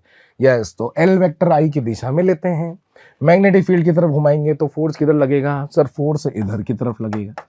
और क्या हम लेंज के नियम से भी ये बता सकते थे कि इधर ही लगना चाहिए? हाँ, क्योंकि इसको इधर की तरफ मूव करेंगे तो इसमें कोई फ्लक्स में चेंज होने वाला है लूप में, तो इसके ऊपर फोर्स पीछे ही लगना चाहिए। बहुत बढ़िया सर, लेंज का थ्योरेटिकल कॉन्सेप्ट भी। और यहाँ पर फोर्स का हम कैलकुलेशन भी कर सकते हैं। फोर्स की वैल्यू कितनी है? I into L into B। I की वैल्यू बड़ी आसानी से E/R से निकाल लेंगे। ठीक है साहब, ये हो गया E/R into L into B।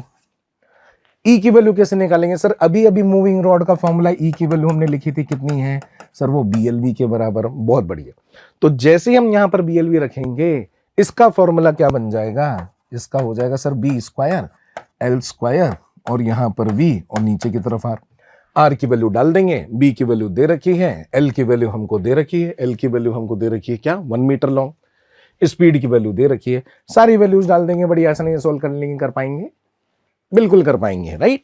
चलिए आगे की तरफ बढ़ते हैं और चलते हैं इस चैप्टर के दूसरे सेगमेंट में। मान लो पहला सेगमेंट क्या था सब? पहला सेगमेंट ना फेरेडे लेंस वगैरह। लेंस तो एक थ्योरेटिकल लॉ था, फेरेडे ने ही अधिकतर सारी कैलकुलेशन करवाई है।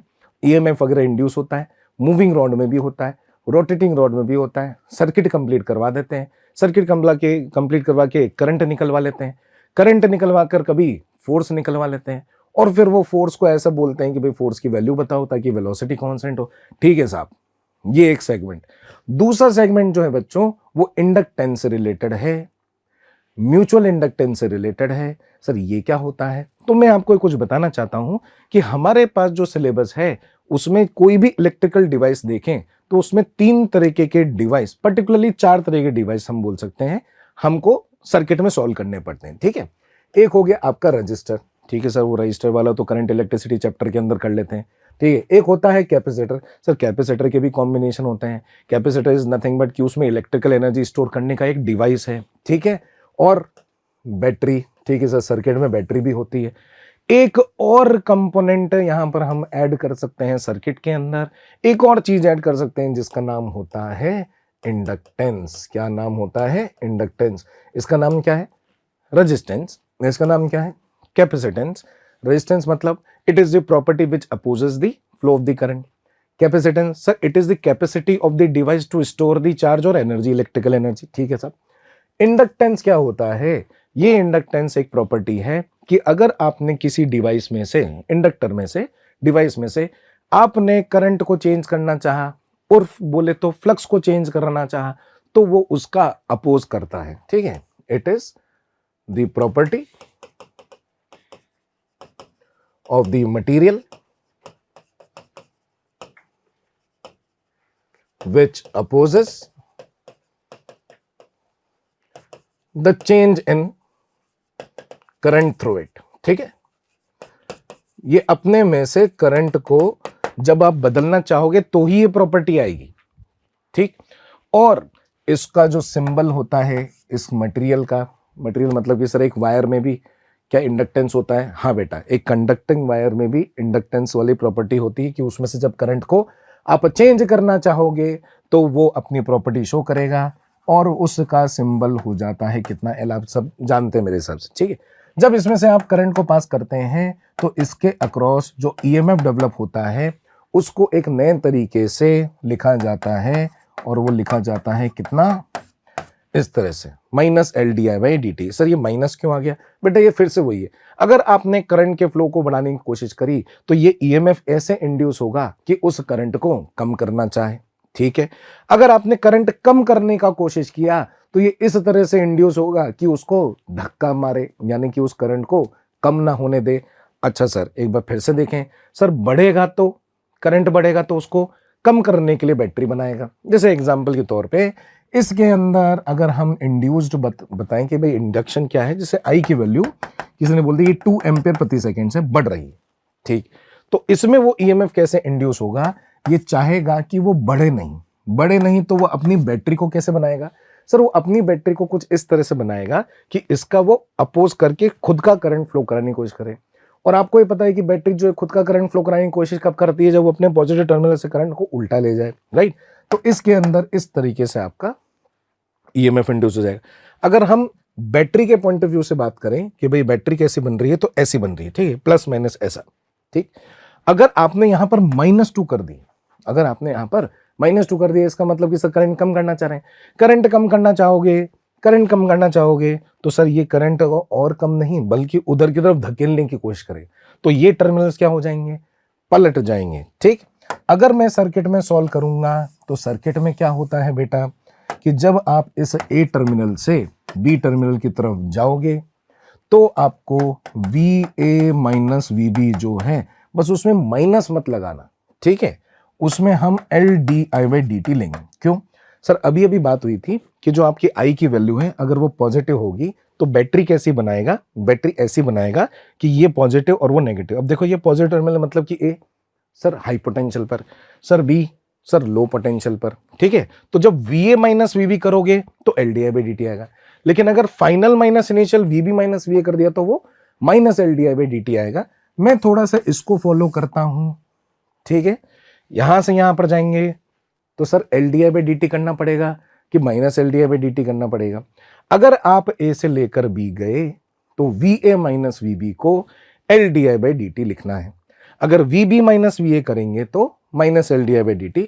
इसका एक और तरीका काफी लोग यहाँ पे फॉलो करते हैं और वो कुछ ऐसा है कि सर इसको मैं VA लिख देता हूँ, यहाँ पर इंडक्टर लिख देते हैं, यहाँ पर VB लिख देते हैं, यहाँ पर LDI बाई DT लिख देते हैं, यहाँ पर अभी माइनस साइन मत लगाओ। ठीक है, जैसे कि हम क्या करते हैं सर ओम्स लॉ के अंदर V इक्वल टू IR लिख देते हैं ना, वैसे। ठीक, यहाँ पर प्लस और माइनस कर दो।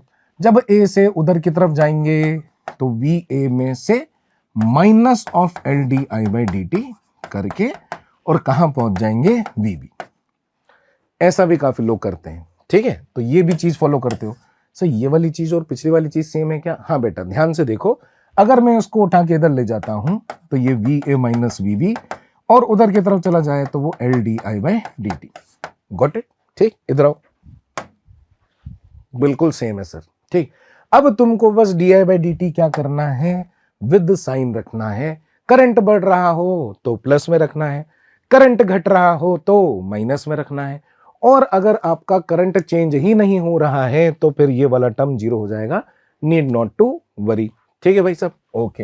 अच्छा, इसमें एनर्जी जो होती है आपके वो मैग्नेटिक फील्ड के रूप में होती है। ठीक है, जो मैग्नेटिक फील्ड लाइंस होती है उसमें होती है। तो इसके अंदर जो एनर्जी स्टोर्ड होती है उसका जो फॉर्मूला है वो याद रख लें, वो हो जाता है हाफ इंटू LI²। ठीक है, ये याद रखना है आपको। इंडक्टर्स का भी आपका कॉम्बिनेशन बनता है, जैसे रजिस्टर का कॉम्बिनेशन बनता है वैसे ही आपके कैपेसिटर का बनता है, तो इंडक्टर का ही बनता है। इंडक्टर का कैपेसिटर, इंडक्टर का जो आपका कॉम्बिनेशन है बच्चों, अगर सीरीज कॉम्बिनेशन में L1 L2 ऐसा कुछ दिया है तो हम यहाँ पर बोल पाते हैं कि ये सीरीज में है और डायरेक्टली इनका L equivalent L1 plus L2 prove किया जाता है। ठीक है, याद रखना है, बिल्कुल रजिस्टर की तरह होता है। और अगर पैरेलल में हो तो सर अगर ये पैरेलल में होंगे तो 1/L equivalent equal to 1/L1 plus 1/L2 से दिया जाएगा। ठीक है भाई सर, ओके। यानी कि रजिस्टर की तरह होता है, कैपेसिटेंस से अलग होता है। हाँ देखो, R और L का एक जैसा कॉम्बिनेशन बनता है, C का कॉम्बिनेशन R का और C का उल्टा होता है, ये हमको पता है सर। ठीक है सब, ओके। और क्या होता है सर, अभी अभी आपने बताया था कि जो EMF की वैल्यू है वो ऐसे LdI/dt जैसे देते हैं। ठीक है, लेकिन EMF को तो खुद को हम -dϕ/dt लिखते हैं, बिल्कुल सही। ठीक है, तो -dϕ/dt, इसके अंदर -LdI/dt, dt से dt काट देंगे, माइनस से माइनस काट देंगे, तो d की वैल्यू कितनी हो जाएगी, LdI। तो यानी फाई की वैल्यू कितनी हो जाएगी, Li। ठीक है, यहीं से ही आपकी डेफिनेशन भी चालू होती है कि अगर आपका कोई खुद का लूप हो या खुद का डिवाइस हो, उसका खुद के अंदर हम बोल सकते हैं कि कोई करंट मौजूद है, उसका कोई सेल्फ करंट है, तो इसके अंदर कोई सेल्फ फ्लक्स होगा, और वो जो सेल्फ फ्लक्स होगा उसकी वैल्यू फाई है, वो असल में आई के प्रोपोर्शनल होगी। अगर आपने करंट की वैल्यू बढ़ाई तो आपका फ्लक्स यहाँ पर बढ़ जाएगा, करंट की वैल्यू घटाई तो सेल्फ फ्लक्स आपका घट जाएगा। जैसे ही आप यहाँ पर इक्वल टू लगाओगे बच्चों, तो यहाँ पर एक कांस्टेंट आता है, this constant is known as the self inductance. ठीक है, इसको क्या बोलते हैं अपन, सेल्फ इंडक्टेंस। ठीक, चलिए साहब, ओके, ये वाला कॉन्सेप्ट हमको क्लियर हो गया। एक म्यूचुअल इंडक्टेंस भी आता है, चलो म्यूचुअल इंडक्टेंस पे भी बात करेंगे, जब क्वेश्चन आएंगे तो उस पर भी बात कर लेंगे। ठीक है, चलिए कुछ क्वेश्चंस प्रैक्टिस करते हैं। इधर है हमारे पास, the current in an inductor is given by this, where t is in the second, the magnitude of the induced EMF in the inductor is this, ये आपकी EMF की वैल्यू हो गई। Self inductance of the inductor हमको बताना है। देखिए, जब भी कोई सेल्फ इंडक्टेंस वगैरह की इन सब की बातें करे तो एक बार तो ध्यान रखना है कि EMF induce is equal to कितना होता है, LdI/dt। माइनस नहीं लगाना है तो मत लगाइए, अगर मैग्नीट्यूड वाइज हमको सॉल्व करना है तो, क्योंकि हमको EMF की वैल्यू दे रखी है और वो कितनी है आपकी 12 मिलीवोल्ट। क्या हमको इंडक्टर की वैल्यू निकालनी है, बिल्कुल सर, सेल्फ इंडक्टेंस की वैल्यू निकालनी है। इसकी जो ऐसा यूनिट होती है बेटा वो होती है हेनरी। ठीक, और इनको चाहिए मिली हेनरी में, निकाल लेंगे हम, कोई दिक्कत नहीं। क्या हमको dI/dt निकालना आ जाएगा, बिल्कुल सर। ये यहाँ पर अगर I दे रखा है तो हम बोल सकते हैं कि dI/dt की वैल्यू कितनी हो जाएगी सर, 3 के बराबर। ये 3 लिख दिया, 3 को यहाँ से काट देंगे तो कितना हो जाएगा सर, ये तो 4 मिली हेनरी हो जाएगा, बिल्कुल सही। तो इसका आंसर बड़े ही आसान तरीके से हम निकाल सकते हैं। Got it, done. ठीक, आइए इधर आइए, और क्या है, 12 volt battery connected to a coil of resistance 6 ohm. ठीक है भाई, एक 12 वोल्ट की बैटरी है, एक 6 ओम का रेजिस्टेंस है, through a switch drives a constant current in the circuit. कोई करंट यहाँ पे कांस्टेंट है, the switch is open in 1 milli second. अब क्या होगा सर, पहले तो करंट जा रहा था, पहले तो आपका जो भी रजिस्टर था, जो भी डिवाइस था, जो भी हम लूप बोल सकते हैं, जो भी आपने किया होगा, उसमें करंट था, उसमें फ्लक्स था। अचानक से आपने वक्त बदल दिए, जज्बात बदल दिए, अचानक से इन्होंने बोला है कि भाई यहाँ पर इतने सेकंड के अंदर तो अपना स्विच ही ओपन कर दिया गया है। The EMF induced across the coil is 20 volt. तो EMF इंड्यूस क्यों हुआ, क्योंकि सर करंट अचानक से खत्म कर दिया स्विच को ओपन करके। बताना पड़ेगा कि इंडक्टेंस ऑफ द कॉइल क्या है। ठीक है साहब, यहां पर पहले कितना करंट जा रहा था वो देख लेते हैं।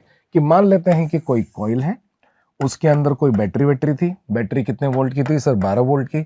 उसका कोई रेजिस्टेंस है, कितना था सर, उसका 6 ओम रेजिस्टेंस था। उसमें कितना करंट जा रहा था sir, I is equals to V/R से हम यहाँ पे 2 एम्पियर करंट बोल सकते हैं कि भाई उसमें 2 एम्पियर करंट जा रहा था। ठीक है भाई साहब, अब कितने टाइम में वो खत्म कर दिया, इतने टाइम में। EMF induce across the coil is 20 volt. EMF और इंडक्टेंस की बात करेंगे जैसे ही, तो हम E is equals to LdI/dt लिख सकते हैं। क्या इस dI/dt को थोड़ा सा एवरेज पॉइंट ऑफ व्यू से डेल्टा I यानी कि चेंज इन द करंट और उसका जो टाइम है जितने में उसको चेंज किया उसको लिख सकते हैं। अरे हाँ ना बोलना पड़ेगा, यस। डेल्टा I कितना है सर, वो पहले 2 था, अब वो खत्म हो गया। ठीक है, तो उसका मैग्नीट्यूड हम 2 लिख देते हैं। कितने टाइम में खत्म हो गया सर, वो 1 मिली सेकेंड में खत्म हो गया। ले भाई 10⁻³ सेकेंड आ गया। L की वैल्यू कितनी है सर, L की वैल्यू ही निकालनी है। ठीक है, ईएमएफ इंड्यूस कितना पता लगा सर? वो 20 वोल्ट के बारे में पता लगा। ये 2 से हम जब इसको 2 को काटेंगे तो इधर की तरफ एल की वैल्यू कितनी आ जाएगी? 10 × 10⁻³ हेनरी में। ठीक, अगर कोई मिली हेनरी में लिखना चाहे तो मिली हेनरी के अंदर आंसर बड़ी आसानी से निकाल सकते हैं। 10 milli henry is the correct answer. Got it? ठीक, हो जाएगा, बिल्कुल हो जाएगा सर। नेक्स्ट क्वेश्चन की तरफ बढ़ते हैं। इसमें हमको क्या दे रखा है सर? यहां पर इन्होंने di/dt की वैल्यू -1 दे रखी है। बड़ा ही अच्छा हमने रिवीजन कर लिया था कि di/dt प्लस में भी हो सकता है, di/dt माइनस में भी हो सकता है, राइट। वैल्यू ऑफ VAB निकालनी है। ए से लेकर बी की तरफ जाना आना चाहिए कि सर्किट में कैसे मूव करते हैं। ठीक है, चलो देखते हैं।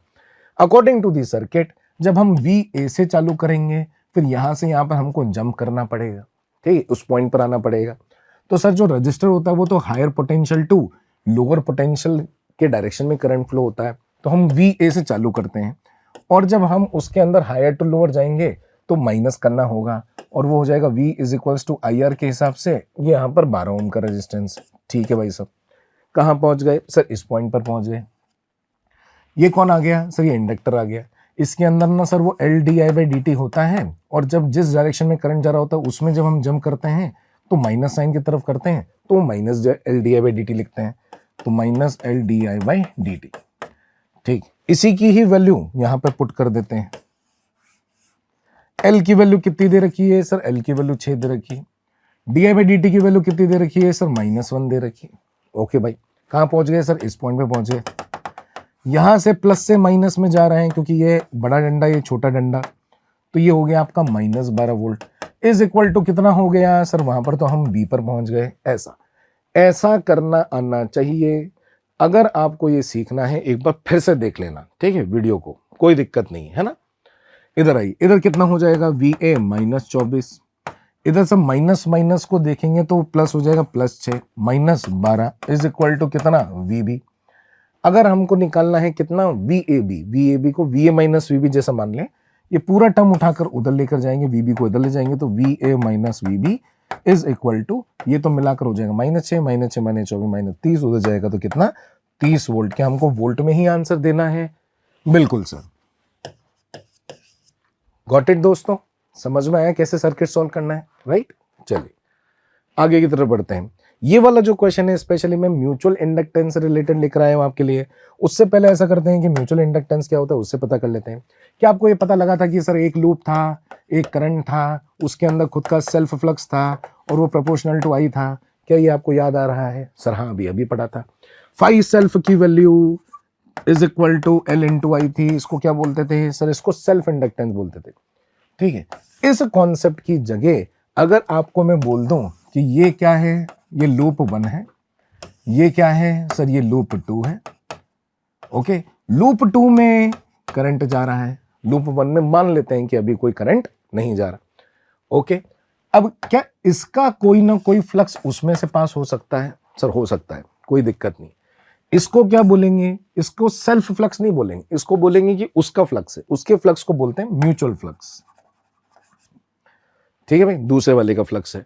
ठीक, अब ये किसके प्रोपोर्शनल होगा सर? उसमें अगर अपन ने करंट वेरी किया तो यहां पर भी उसका इफेक्ट आएगा। बिल्कुल, तो ये I दूसरे वाले का है। ठीक है, ये जो आपका फ्लक्स है इसको हम बोल सकते हैं कि सर ये फ्लक्स 1 में है 2 की वजह से। डन, ये लूप 1 में फ्लक्स है 2 की वजह से, लेकिन ये प्रोपोर्शनल होगा किसके सर? वो I 2 वाले करंट के, क्योंकि इसमें तो अभी हम कोई सेल्फ फ्लक्स डिफाइन ही नहीं कर रहे। ठीक है भाई साहब, जैसे ही इक्वल टू लगाओगे एक कांस्टेंट आएगा, उसको बोलते हैं म्यूचुअल इंडक्टेंस। ठीक, और यहां पे कोई करंट I है या I2 है, इधर की तरफ आपका म्यूचुअल फ्लक्स है।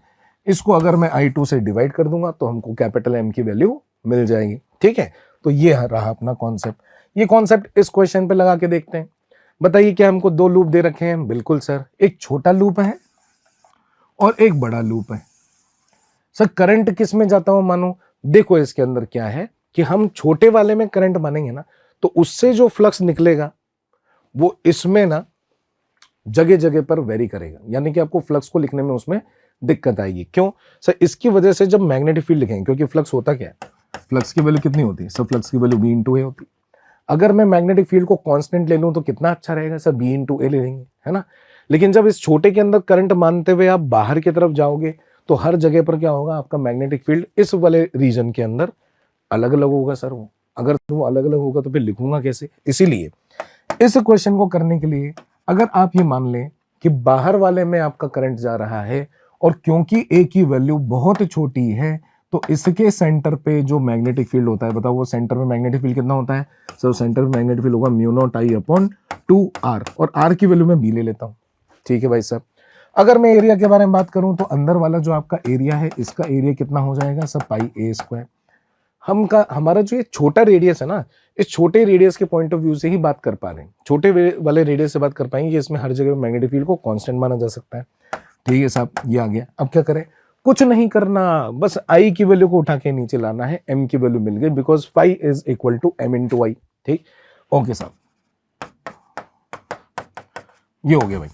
कितना हो गया, म्यू नॉट इंटू पाई ए स्क्वायर अपॉन 2b। कहीं पर है क्या, कहीं पर है क्या, mu naught pi A square upon 2b। D is the correct answer. आया मजा, राइट। चलिए भाई, नेक्स्ट जो है आपका चैप्टर वो है आपका ऑल्टरनेटिंग करंट। ऑल्टरनेटिंग करंट मतलब कि दिशा चेंज करने वाला करंट। ठीक है, the current which changes the direction.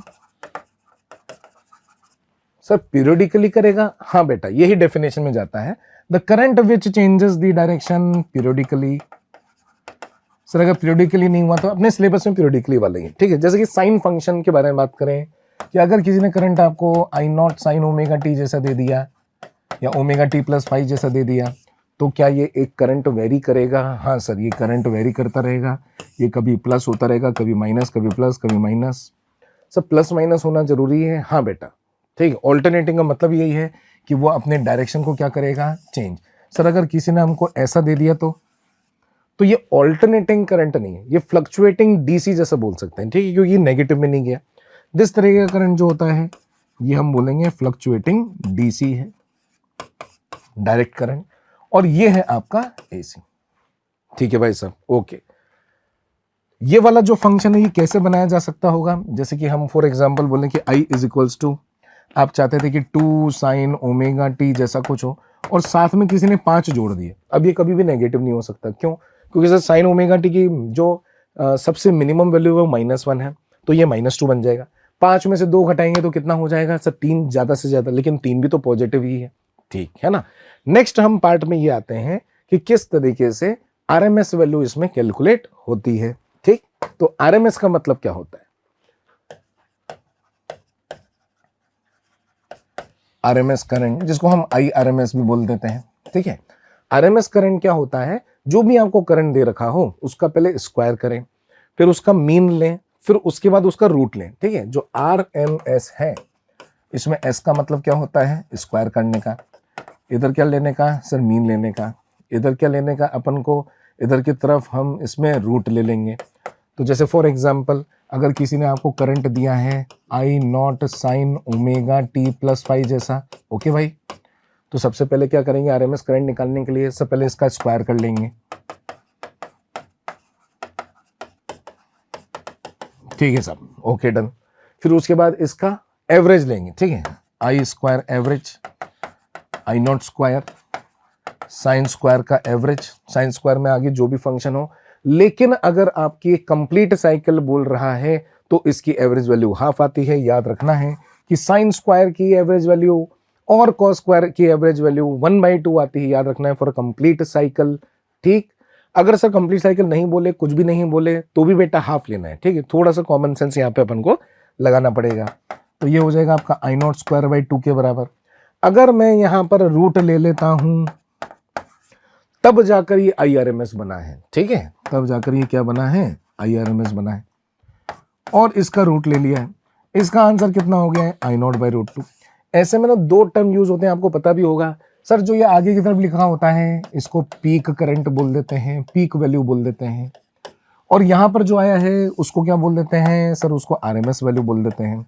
बताइए आरएमएस वैल्यू में और पीक वैल्यू में क्या फर्क है सर? ये आईआरएमएस जो होता है वो पीक का बाय रूट 2 होता है। ठीक है साहब, ठीक है। मोस्टली आपके जो साइनोसॉइडल फंक्शन यानी कि साइन फंक्शन ही अपने जेईई मेन से पूछे जाते हैं, नीड नॉट टू वरी, और कोई फंक्शन खास लेने की जरूरत नहीं है। लेकिन एक स्पेशल क्वेश्चन जरूर कराऊंगा जो कि बहुत बार पूछा जाता है जेईई मेंस में, बच्चों ध्यान से देखना। अगर मैं आपको I is equal to directly I naught sine omega T plus five नहीं देकर कोई कांस्टेंट को आगे लिख दूं, फिर आगे इधर की तरफ बी लिख दूं, फिर उसके बाद साइन जैसा कोई फंक्शन बना दूं, इसका आरएमएस कैसे निकालेंगे? इसका आरएमएस कैसे निकालेंगे? सर प्रक्रिया तो वही है, प्रोसेस तो वही है। आरएमएस का मतलब पीछे से पकड़ो सर, पहले स्क्वायर कर दो, लो भैया स्क्वायर कर दिया। ये कितना हो गया सर? ए स्क्वायर। ये कितना हो गया sir? B square sine square वगैरह वगैरह, प्लस कितना हो गया sir? 2ab sine omega T plus five जैसा कुछ हो गया। ठीक है भाई साहब, आगे बात समझ में? ठीक है। और सर इसके बाद जो प्रक्रिया थी वो मेरे दिमाग में चल रहा है। स्क्वायर के बाद हमको क्या लेना था? मीन। मीन बोले तो एवरेज लेना था। अगर मैं यहाँ पर आई स्क्वायर का एवरेज लेता हूँ, क्योंकि ये टर्म कांस्टेंट है तो कांस्टेंट का एवरेज तो वही होता है, ध्यान रखना है। बी स्क्वायर ये है, लेकिन साइन स्क्वायर का जब हमको लेना है तो साइन स्क्वायर का एवरेज वैल्यू सर अभी भी आपने बोला था कि 1/2 लेना है।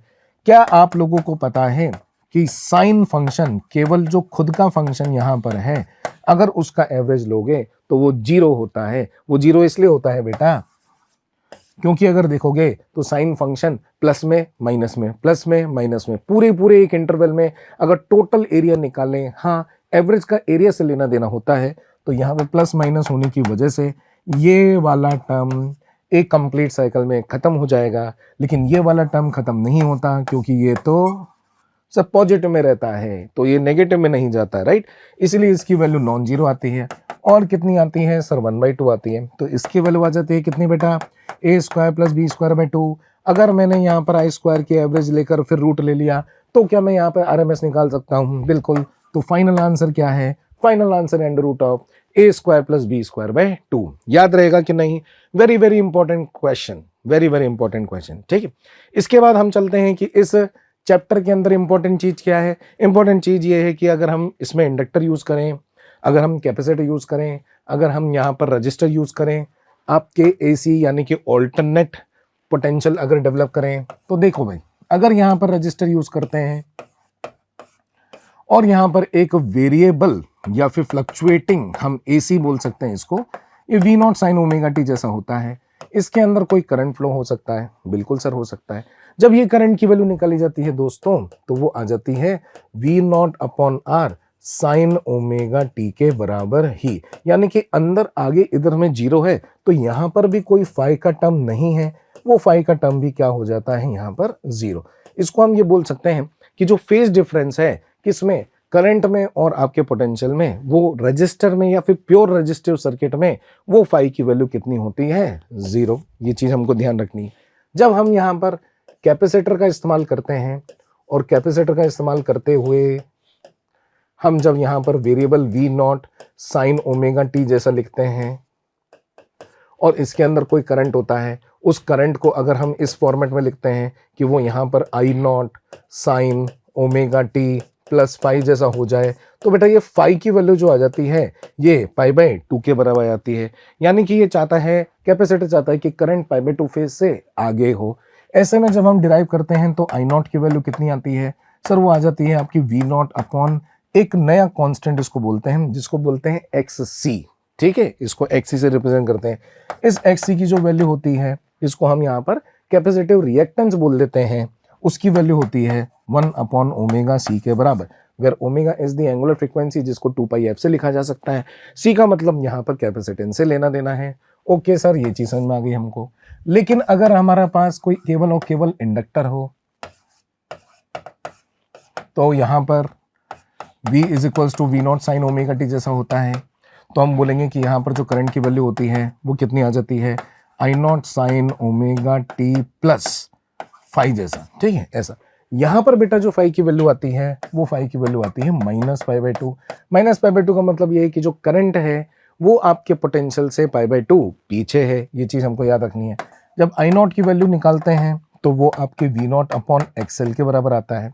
एक्सएल की वैल्यू अगर हम देखते हैं तो एक्सएल की वैल्यू आ जाती है आपकी ओमेगा एल के बराबर, जिसमें एल का मतलब क्या है, इंडक्टेंस, वो जो कि हम हेनरी के अंदर यूज करते हैं। ये बहुत ही इंपॉर्टेंट कॉन्सेप्ट है। प्योर रेजिस्टेंस में देखेंगे तो आपका जो करंट का फेजर है, जो आपका वोल्टेज का फेजर है, वो जीरो एंगल बनाता है। हाँ, इनको फेजर, इनको एसएसएम जैसा मान सकते हैं। अगर हम कैपेसिटर की बात करें तो आपका जो करंट का फेजर है वो वोल्टेज के फेजर से π/2 आगे होता है। और अगर हम इसके बारे में बात करें इंडक्टर के, तो वो करंट का जो फेजर है, जो आपका वेक्टर है, जिसको हम मान लेते हैं कि एक वेक्टर क्वांटिटी एक एसएचएम जैसा है, उसकी π/2 से पीछे होता है। ये चीज हमको ध्यान। सर इनके कॉम्बिनेशन नहीं आ सकते? बिल्कुल कॉम्बिनेशन आ सकते हैं। अधिकतर कॉम्बिनेशन आपके इन तीनों के एक साथ आते हैं, याद रखें, ठीक है। जब भी इन तीनों के एक साथ आए तो ये हमारे पास R है, यहाँ पर C है, यहाँ पर आपका L है। तो कैसे सॉल्व करना है वो मैं आपको ब्रीफ कर देता हूं, ठीक है। इसमें हमने V की वैल्यू कितनी, V0 साइन ओमेगा टी जैसी रखी, मान लेते हैं, ठीक है। सही है, V0 sign omega T plus something कुछ नहीं हो सकता है बेटा, उसको हम यहाँ पर आगे समझाएंगे आपको। इसमें जब आपका करंट जाएगा तो उस करंट की वैल्यू आएगी कितनी, I0 sine omega T plus phi, ठीक है। जैसे मान लेते हैं यहाँ पर ओमेगा टी प्लस थीटा है, तो ओमेगा टी प्लस थीटा के साथ में फिर फाई और ऐड कर देना, इतनी सी बात, ठीक है भाई, ओके कर देंगे सर। इसमें I0 क्या आ जाता है, इसमें I0 की वैल्यू आती है बेटा V0 अपॉन जेड, जेड नाम देते हैं इसको, ठीक है, एक जेड। इस जेड का नाम होता है इम्पीडेंस, ठीक है साहब। सही, जेड क्या होता है, ये जेड की वैल्यू आती है under root of XC minus XL बोले, या XL माइनस XC का होल स्क्वायर बोले, प्लस R स्क्वायर। इस तरीके से यहां पर ये जेड की वैल्यू आ जाती है, ठीक है साहब। क्या XC और XL बराबर हो सकते हैं? हाँ, उसको रेजोनेंस कंडीशन कहते हैं। इफ रेजोनेंस कंडीशन आ जाती है तो XC और XL बराबर हो जाते हैं। अगर XC और XL बराबर हो जाएंगे तो Z की वैल्यू मिनिमम आएगी, I की वैल्यू मैक्सिमम हो जाएगी। ये तो कोई भी देख सकता है। कब होती है तो सर 1/ओमेगा c is equals to omega L में हम देख पाएंगे तो ओमेगा स्क्वायर की वैल्यू 1/LC या ओमेगा की वैल्यू 1/√LC हो जाएगी, ठीक है साहब। इस तरीके से हो जाएगा सर। ये यहाँ पर I0 की वैल्यू तो निकाल लूंगा, I0 एक पीक वैल्यू है, ठीक है।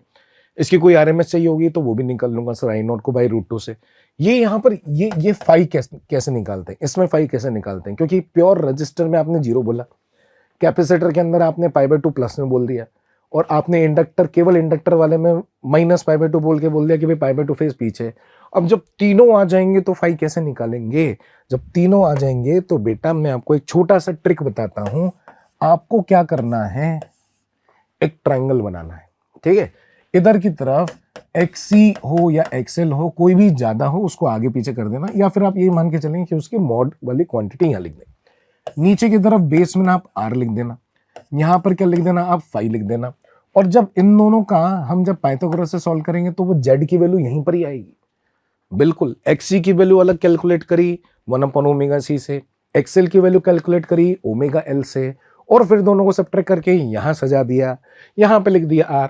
क्या मैं यहां से tan फाई की वैल्यू निकाल लूंगा? हाँ, यहां से हम tan फाई की वैल्यू निकाल लेंगे, XC minus XL upon R, ठीक है साहब, ओके। अगर कोई हमसे tan फाई में फाई की वैल्यू निकालने को बोलता है वो निकाल लेंगे। क्या हम cos फाई भी निकाल सकते हैं? बिल्कुल। अगर हम cos फाई देखेंगे तो वो कितना हो जाएगा, वो R/Z हो जाएगा। इसका नाम होता है पावर फैक्टर, ये याद रखना है, ठीक है। इसका नाम क्या होता है, इसका नाम होता है पावर फैक्टर। क्यों सर इसको पावर फैक्टर क्यों बोलते हैं? क्योंकि ये देखा गया है कि सर्किट में जब आपका पावर कैलकुलेशन होता है, एवरेज पावर कैलकुलेशन की ही बात करते हैं, तो वो होता है आपका VRMS into IRMS into cos phi करके, ये आपका आंसर है, ठीक। तो जो cos फाई है वो इसमें मल्टीप्लाई हो रहा है, इसलिए उसको क्या बोल देते हैं, पावर फैक्टर बोल देते हैं। याद रहेगा, ठीक है भाई। चलिए भाई, कुछ क्वेश्चंस यहां पर देखे जाएं कि क्या हो सकता है। ए LCR circuit is at resonance for a capacitance C। देखो अभी बात कर रही थी सर हमने रेजोनेंस की। रेजोनेंस में क्या होता है सर, XC और XL बराबर होते हैं, ठीक है। रेजिस्टेंस भी R दे रखा है। Now the value of the resistance is halved. अगर हमने रेजिस्टेंस को क्या कर दिया, आधा कर दिया। In keeping all the parameter same. तो सर बड़ा आसान सा क्वेश्चन है।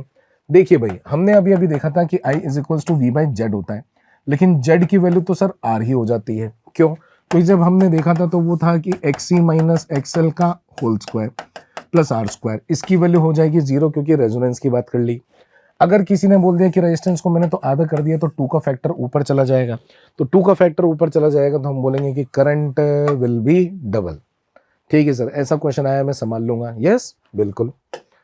इधर आइए, फिर से हम सीरीज एलसीआर सर्किट पर आ जाते हैं। मैंने कहा ना आपको, अधिकतर क्वेश्चन एलसीआर सर्किट के आएंगे और उसको हमने जिस तरह से शॉर्ट ट्रिक से सीखा है बस वही अगर आप लगा दोगे तो आपका काम बन जाएगा। LCR circuit is subjected to an AC signal जिसके अंदर 200 वोल्ट 50 हर्ट्ज है। ये क्या दिया हुआ है सर? आपने तो हमेशा इक्वेशन बोली है। ध्यान रखना बेटा, जब भी कोई ऐसा बोल दे कि यहाँ पे 200 वोल्ट साइन ओमेगा टी नहीं देकर केवल 50 हर्ट्ज ऐसा कुछ करके दे दे, 50 हर्ट्ज 40 हर्ट्ज 100 हर्ट्ज, ठीक है, ऐसा कुछ करके दे दे, तो ये वाली वैल्यू आपकी पीक वैल्यू वी नॉट नहीं है। ठीक है, ध्यान रखना। ये कितना है? ये वी आर एम एस है। और 50 हर्ट्ज जो है वो आपकी फ्रीक्वेंसी है। ठीक, यानी कि इसको 2 पाई से मल्टीप्लाई करना पड़ेगा तब जाकर आएगा ओमेगा। ठीक, चलिए ये चीज हमने समझ ली sir. If the voltage across the inductor is 31.4 volt then the current in this circuit, तो उसके अंदर हमको करंट बताना है। अब इस एलसीआर के अंदर कहीं पर इंडक्टर है, कहीं पे सी हो सकता है, कहीं पर आर हो सकता है। क्योंकि ये सीरीज में है दोस्तों, तो सब में करंट क्या जाएगा सर? सब में करंट सेम जाएगा। इसके अंदर कितना होगा सर? एक्सएल होगा। इसके अक्रॉस पोटेंशियल डिफरेंस कितना होगा? तो वी एल के across potential for I into XL जैसा हो जाए। अगर कोई कैपेसिटर का बोले तो आई इंटू एक्स ही कर देना, अगर कोई रेजिस्टेंस का बोले तो आई इंटू आर कर देना। ठीक है भाई साहब, ओके डन। आई की वैल्यू हम कैसे निकाल पाएंगे वो देख लेते हैं। यदि आई की वैल्यू ही निकालनी है ना, ठीक है। If the voltage across the inductor is given, ये वाली वैल्यू दे रखी है। कितनी दे रखी है सर? वो 31.4 वोल्ट के बराबर दे रखी है। ये कितना है आपका आई? सर एक्सएल की वैल्यू जो होती है वो होती है ओमेगा इंटू एल। ठीक है, ओमेगा की वैल्यू कितनी है सर? ओमेगा की वैल्यू 2 पाई इंटू 50 यानी कि 100 पाई, और इंटू एल। सर एल की वैल्यू भी दे रखी है हमको कितनी? 10 मिली हेनरी।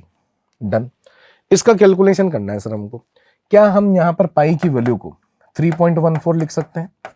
क्या यहाँ पे 2 को इससे 100 से मल्टीप्लाई कर सकते हैं? इधर की तरफ 10 इंटू 10 की पावर -3 लिख सकते हैं? बिल्कुल सर।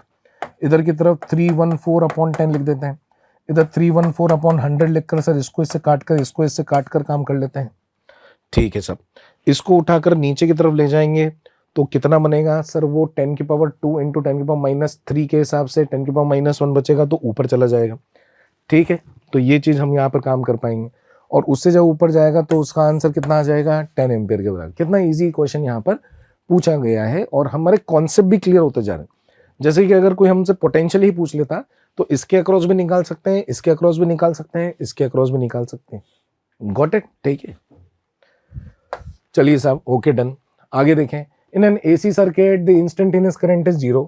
अच्छा ठीक है, किसी इंस्टेंट पर करंट 0 है भाई साहब, मान लिया।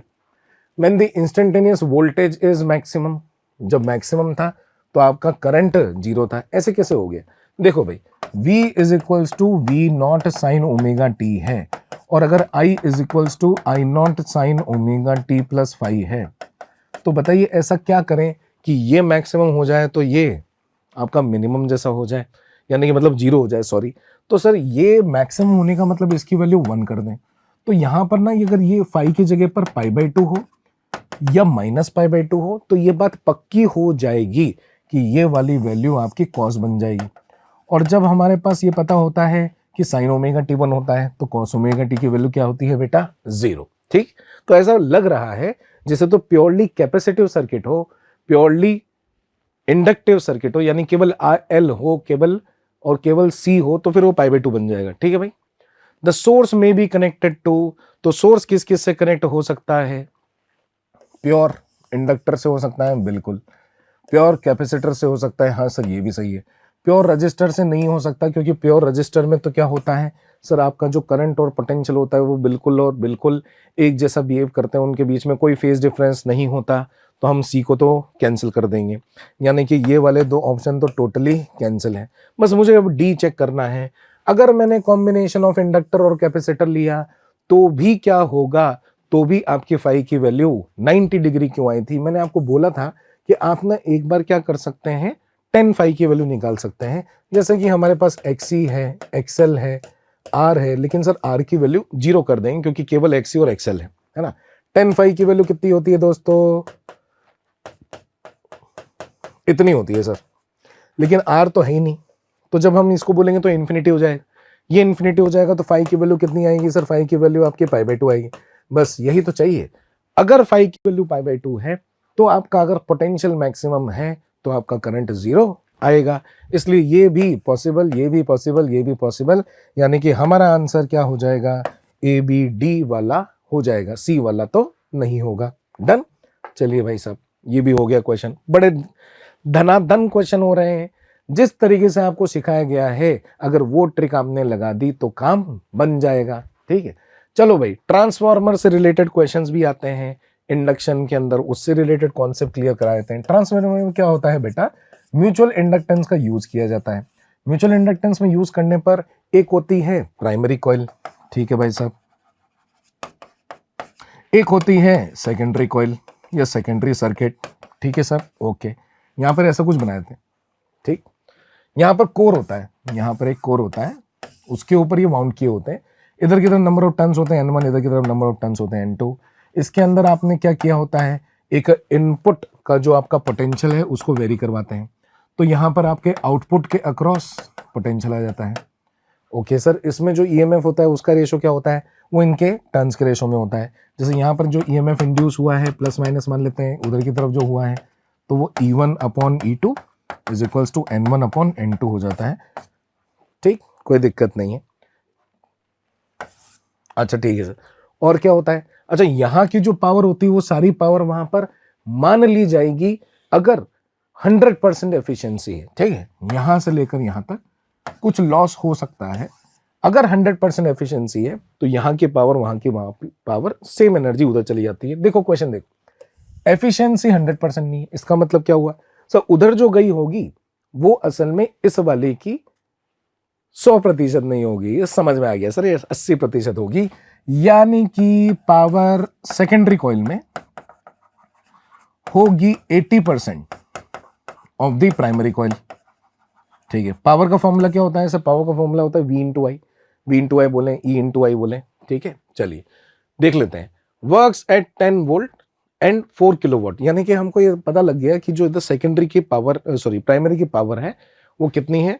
4000 है। तो चलो एक बार ये निकाल ही लेते हैं।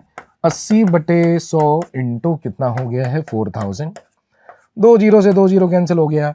8 × 4 कितना हो गया? 32। सर 3200 वॉट जो है वही रिसीव होगी आपके सेकेंडरी में, ठीक है साहब, ओके। जो आपकी सेकेंडरी कॉइल है वो कितने पे ऑपरेट कर रही है सर? वो 240 पर, तो उसमें करंट कितना होगा ये पूछ लिया। बड़ी आसानी से इसको हम 240 × I लिख देंगे। एक 0 से एक 0 चला जाएगा, I की वैल्यू आ जाएगी 320/24, और यहाँ पर हम बोल सकते हैं कि इन दोनों को ही किससे काटा जा सकता है? 2 से भी काट सकते हैं, राइट, 4 से भी काट सकते हैं। 4 से काट दिया तो ये कितना हो गया आपका? 8/6, राइट, इंटू 10। इसको हम डायरेक्टली, मेरे हिसाब से तो 4 से भी काटा जा सकता था, 8/6 हो जाता है ना, ठीक। चलिए, और 8 से भी काट सकते थे, ये 3 हो जाता, वो 4 हो जाता। लाओ भाई, 40/3 हो गया। 40/3 मतलब कितना सर? 10/3 होता है 3.33 जैसा कुछ। उसको अगर 4 से मल्टीप्लाई कर देंगे, या फिर 4/3 को पहले ले लो, 4/3 की वैल्यू 1.33 हो जाती है। 1.33 × 10 यानी कि 13.3 जैसा कोई हमको यहाँ पर आंसर देखने को मिलेगा। देखा आपने, ठीक है। ट्रांसफार्मर का भी रिवीजन हो गया, बढ़िया चल रहा है, कॉन्फिडेंस अपने अंदर लेकर आइए, ठीक है। एसी से क्वेश्चन आ जाएगा, झूम उठेंगे, बड़े अच्छे से कर लेंगे, पूरा LCR सर्किट संभाल लेंगे। ट्रांसफार्मर से क्वेश्चन आ गया तो भी कर लेंगे, हालांकि मैं बताता हूँ ट्रांसफार्मर से क्वेश्चन कम आते हैं, LCR के ज़्यादा आते हैं, प्रोबेबिलिटी पे थोड़ा प्ले कर सकते हैं, ठीक है सर। EMI का तो हमने काफ़ी अच्छे से रिवीजन कर लिया है, उसके क्वेश्चंस भी कर लिए तरह तरह के। फेरेडे का नियम तैयार है, लेंज का नियम तैयार है, इसके अंदर इंड्यूस्ड EMF के क्वेश्चंस कर लिए, सेल्फ इंडक्टेंस पर सर्किट कैसे सॉल्व करना है, म्यूचुअल इंडक्टेंस हमको कैसे देखना है, ट्रांसफार्मर कैसे देखना है, ये सब हमको पता चल चुका है, राइट। चलिए, अब हमारे पास है एक और पार्ट जो कि है LC oscillator. If LC oscillator क्या होता है सर, थोड़ा ब्रीफ कर दें। देखो, आपको क्या दिया था सर? एल दिया था, फिर सी दिया था, आर भी दिया था। लेकिन अगर आपको आर नहीं दिया है और डायरेक्टली क्या कर दिया है, सी से इसको कनेक्ट कर दिया है, तो होता क्या है, इसकी इलेक्ट्रिकल एनर्जी उसमें मैग्नेटिक एनर्जी की तरफ जाती है, फिर वो मैग्नेटिक एनर्जी फिर इसमें चली जाती है, फिर यहां से वहां चला जाता है। तो इसमें ना पावर लॉस नहीं होता, ठीक है, नो लॉस ऑफ पावर। अगर रजिस्टर होता है ना सर्किट के अंदर, तभी पावर का नुकसान होता है, ये चीज ध्यान रखना। तो यहाँ पर हमारे पास सी है, यहाँ पर एल है, इसके अंदर ऑसिलेशन होता रहता है, और इसके अंदर जो इसकी ऑसिलेशन की फ्रीक्वेंसी है वो भी याद रख लें, ये बिल्कुल वैसी आती है जैसे कि रेजोनेंस वाली फ्रीक्वेंसी होती है, omega is equals to 1/√LC। ठीक, चलो आगे बढ़ते हैं। हमको बोला है if values of the inductance and the capacitance become twice and 8 time, यानी कि आपका जो इंडक्टेंस है वो एल का क्या कर दिया है सर 2L, और जो सी की वैल्यू है वो क्या कर दी है आपकी, सी की वैल्यू कर दी है 8C। देन दी रेजोनेंट फ्रीक्वेंसी, वही ये resonant frequency becomes x times it's initial resonant frequency omega naught. ठीक है, तो इनिशियली ओमेगा नॉट कितनी थी सर? 1/√LC थी। ठीक है भाई साहब, अगर मैं इसको देखूंगा तो √L की जगह पर क्या लिख दें, 2L लिख दें, सी की जगह पर क्या लिख दें सर, 8C लिख दें। तो यहां पर क्या बन गया है सर, ये 1/√16√LC जैसा, सर इसकी वैल्यू 1/4 जैसी हो जाएगी, बिल्कुल सही। तो आपका आंसर कितना होगा? आंसर होगा 1/4। ठीक है, ये जो एक पार्ट छूटा हुआ था एलसी का, वो भी देखो हमने कितना शानदार तरीके से कवर कर लिया है। ऐसे ही क्वेश्चन बनते हैं। ठीक, चलिए और कैसे क्वेश्चन बन पाएंगे सर? पावर पर हमने क्वेश्चन नहीं किया था, पावर का फॉर्मूला जरूर आपने बताया था। देखो बेटा, पावर पे एसी वोल्टेज हमको दे दिया है। ठीक है सर, ये आपका V0 है। ठीक है, साइन ओमेगा टी दिया है, is applied to the series LCR circuit which drives a current. I की वैल्यू भी हमको दे दी, I0 की वैल्यू दे दी, ये भी ओमेगा टी प्लस π/3, यानी कि हमको फाई की वैल्यू सर π/3 दे दी। डन। हमने जिस तरीके से अपने नोट्स बनाए हैं, जेई मेंस भी यही चाहता है कि वैसे ही नोट्स पढ़ो और बने रहो, पढ़ते रहो। एवरेज पावर डिसिपेटेड बोल दिया है, तो बताइए इसका आंसर क्या होगा सर? यहां पर हम बोलेंगे 20/√2, इधर की तरफ 10/√2, और इधर की तरफ कितना हो जाएगा π/3, cos π/3 का मतलब होता है सर 60 डिग्री। cos 60 डिग्री की वैल्यू कितनी होगी सर? cos 60 डिग्री की वैल्यू हो जाएगी आपकी 1/2, राइट। ठीक, कितना बन गया ये सर? ये हो गया है 200, नीचे की तरफ √2 और ये 2 हो जाएगा, तो सर ये 4, यानी कि आंसर आपका 50 जैसा आना चाहिए। क्या हमारे पास कोई 50 आंसर है? बिल्कुल सही, एकदम फॉर्मूला बेस्ड, एकदम क्रिस्प स्टडी जो यहाँ पर करी है। रिवीजन के लिए इसको बोल सकते हैं वीडियो को सेव कर लें, चैनल को सब्सक्राइब कर लें। हम आते रहेंगे, रिवाइज करवाते रहेंगे आपको तरह तरीके के प्रॉब्लम्स। आई होप कि आपको बहुत ही बढ़िया लगा होगा आज रिवीजन करके। एंड रियली मैं चाहता हूं कि आपकी मेहनत रंग लेकर आए, हमारी मेहनत रंग लेकर आए, और बस बढ़िया हम काम कर लें। जेई मेंस 2025 के अंदर इतना बढ़िया काम करें जितना हम बेहतर कर सकते हैं। बने रहना, मोशन पे भरोसा रखना, हम पे भरोसा रखना, चैनल को सब्सक्राइब करना। ओके, सो बाय बाय, टेक केयर, अपना ध्यान रखें।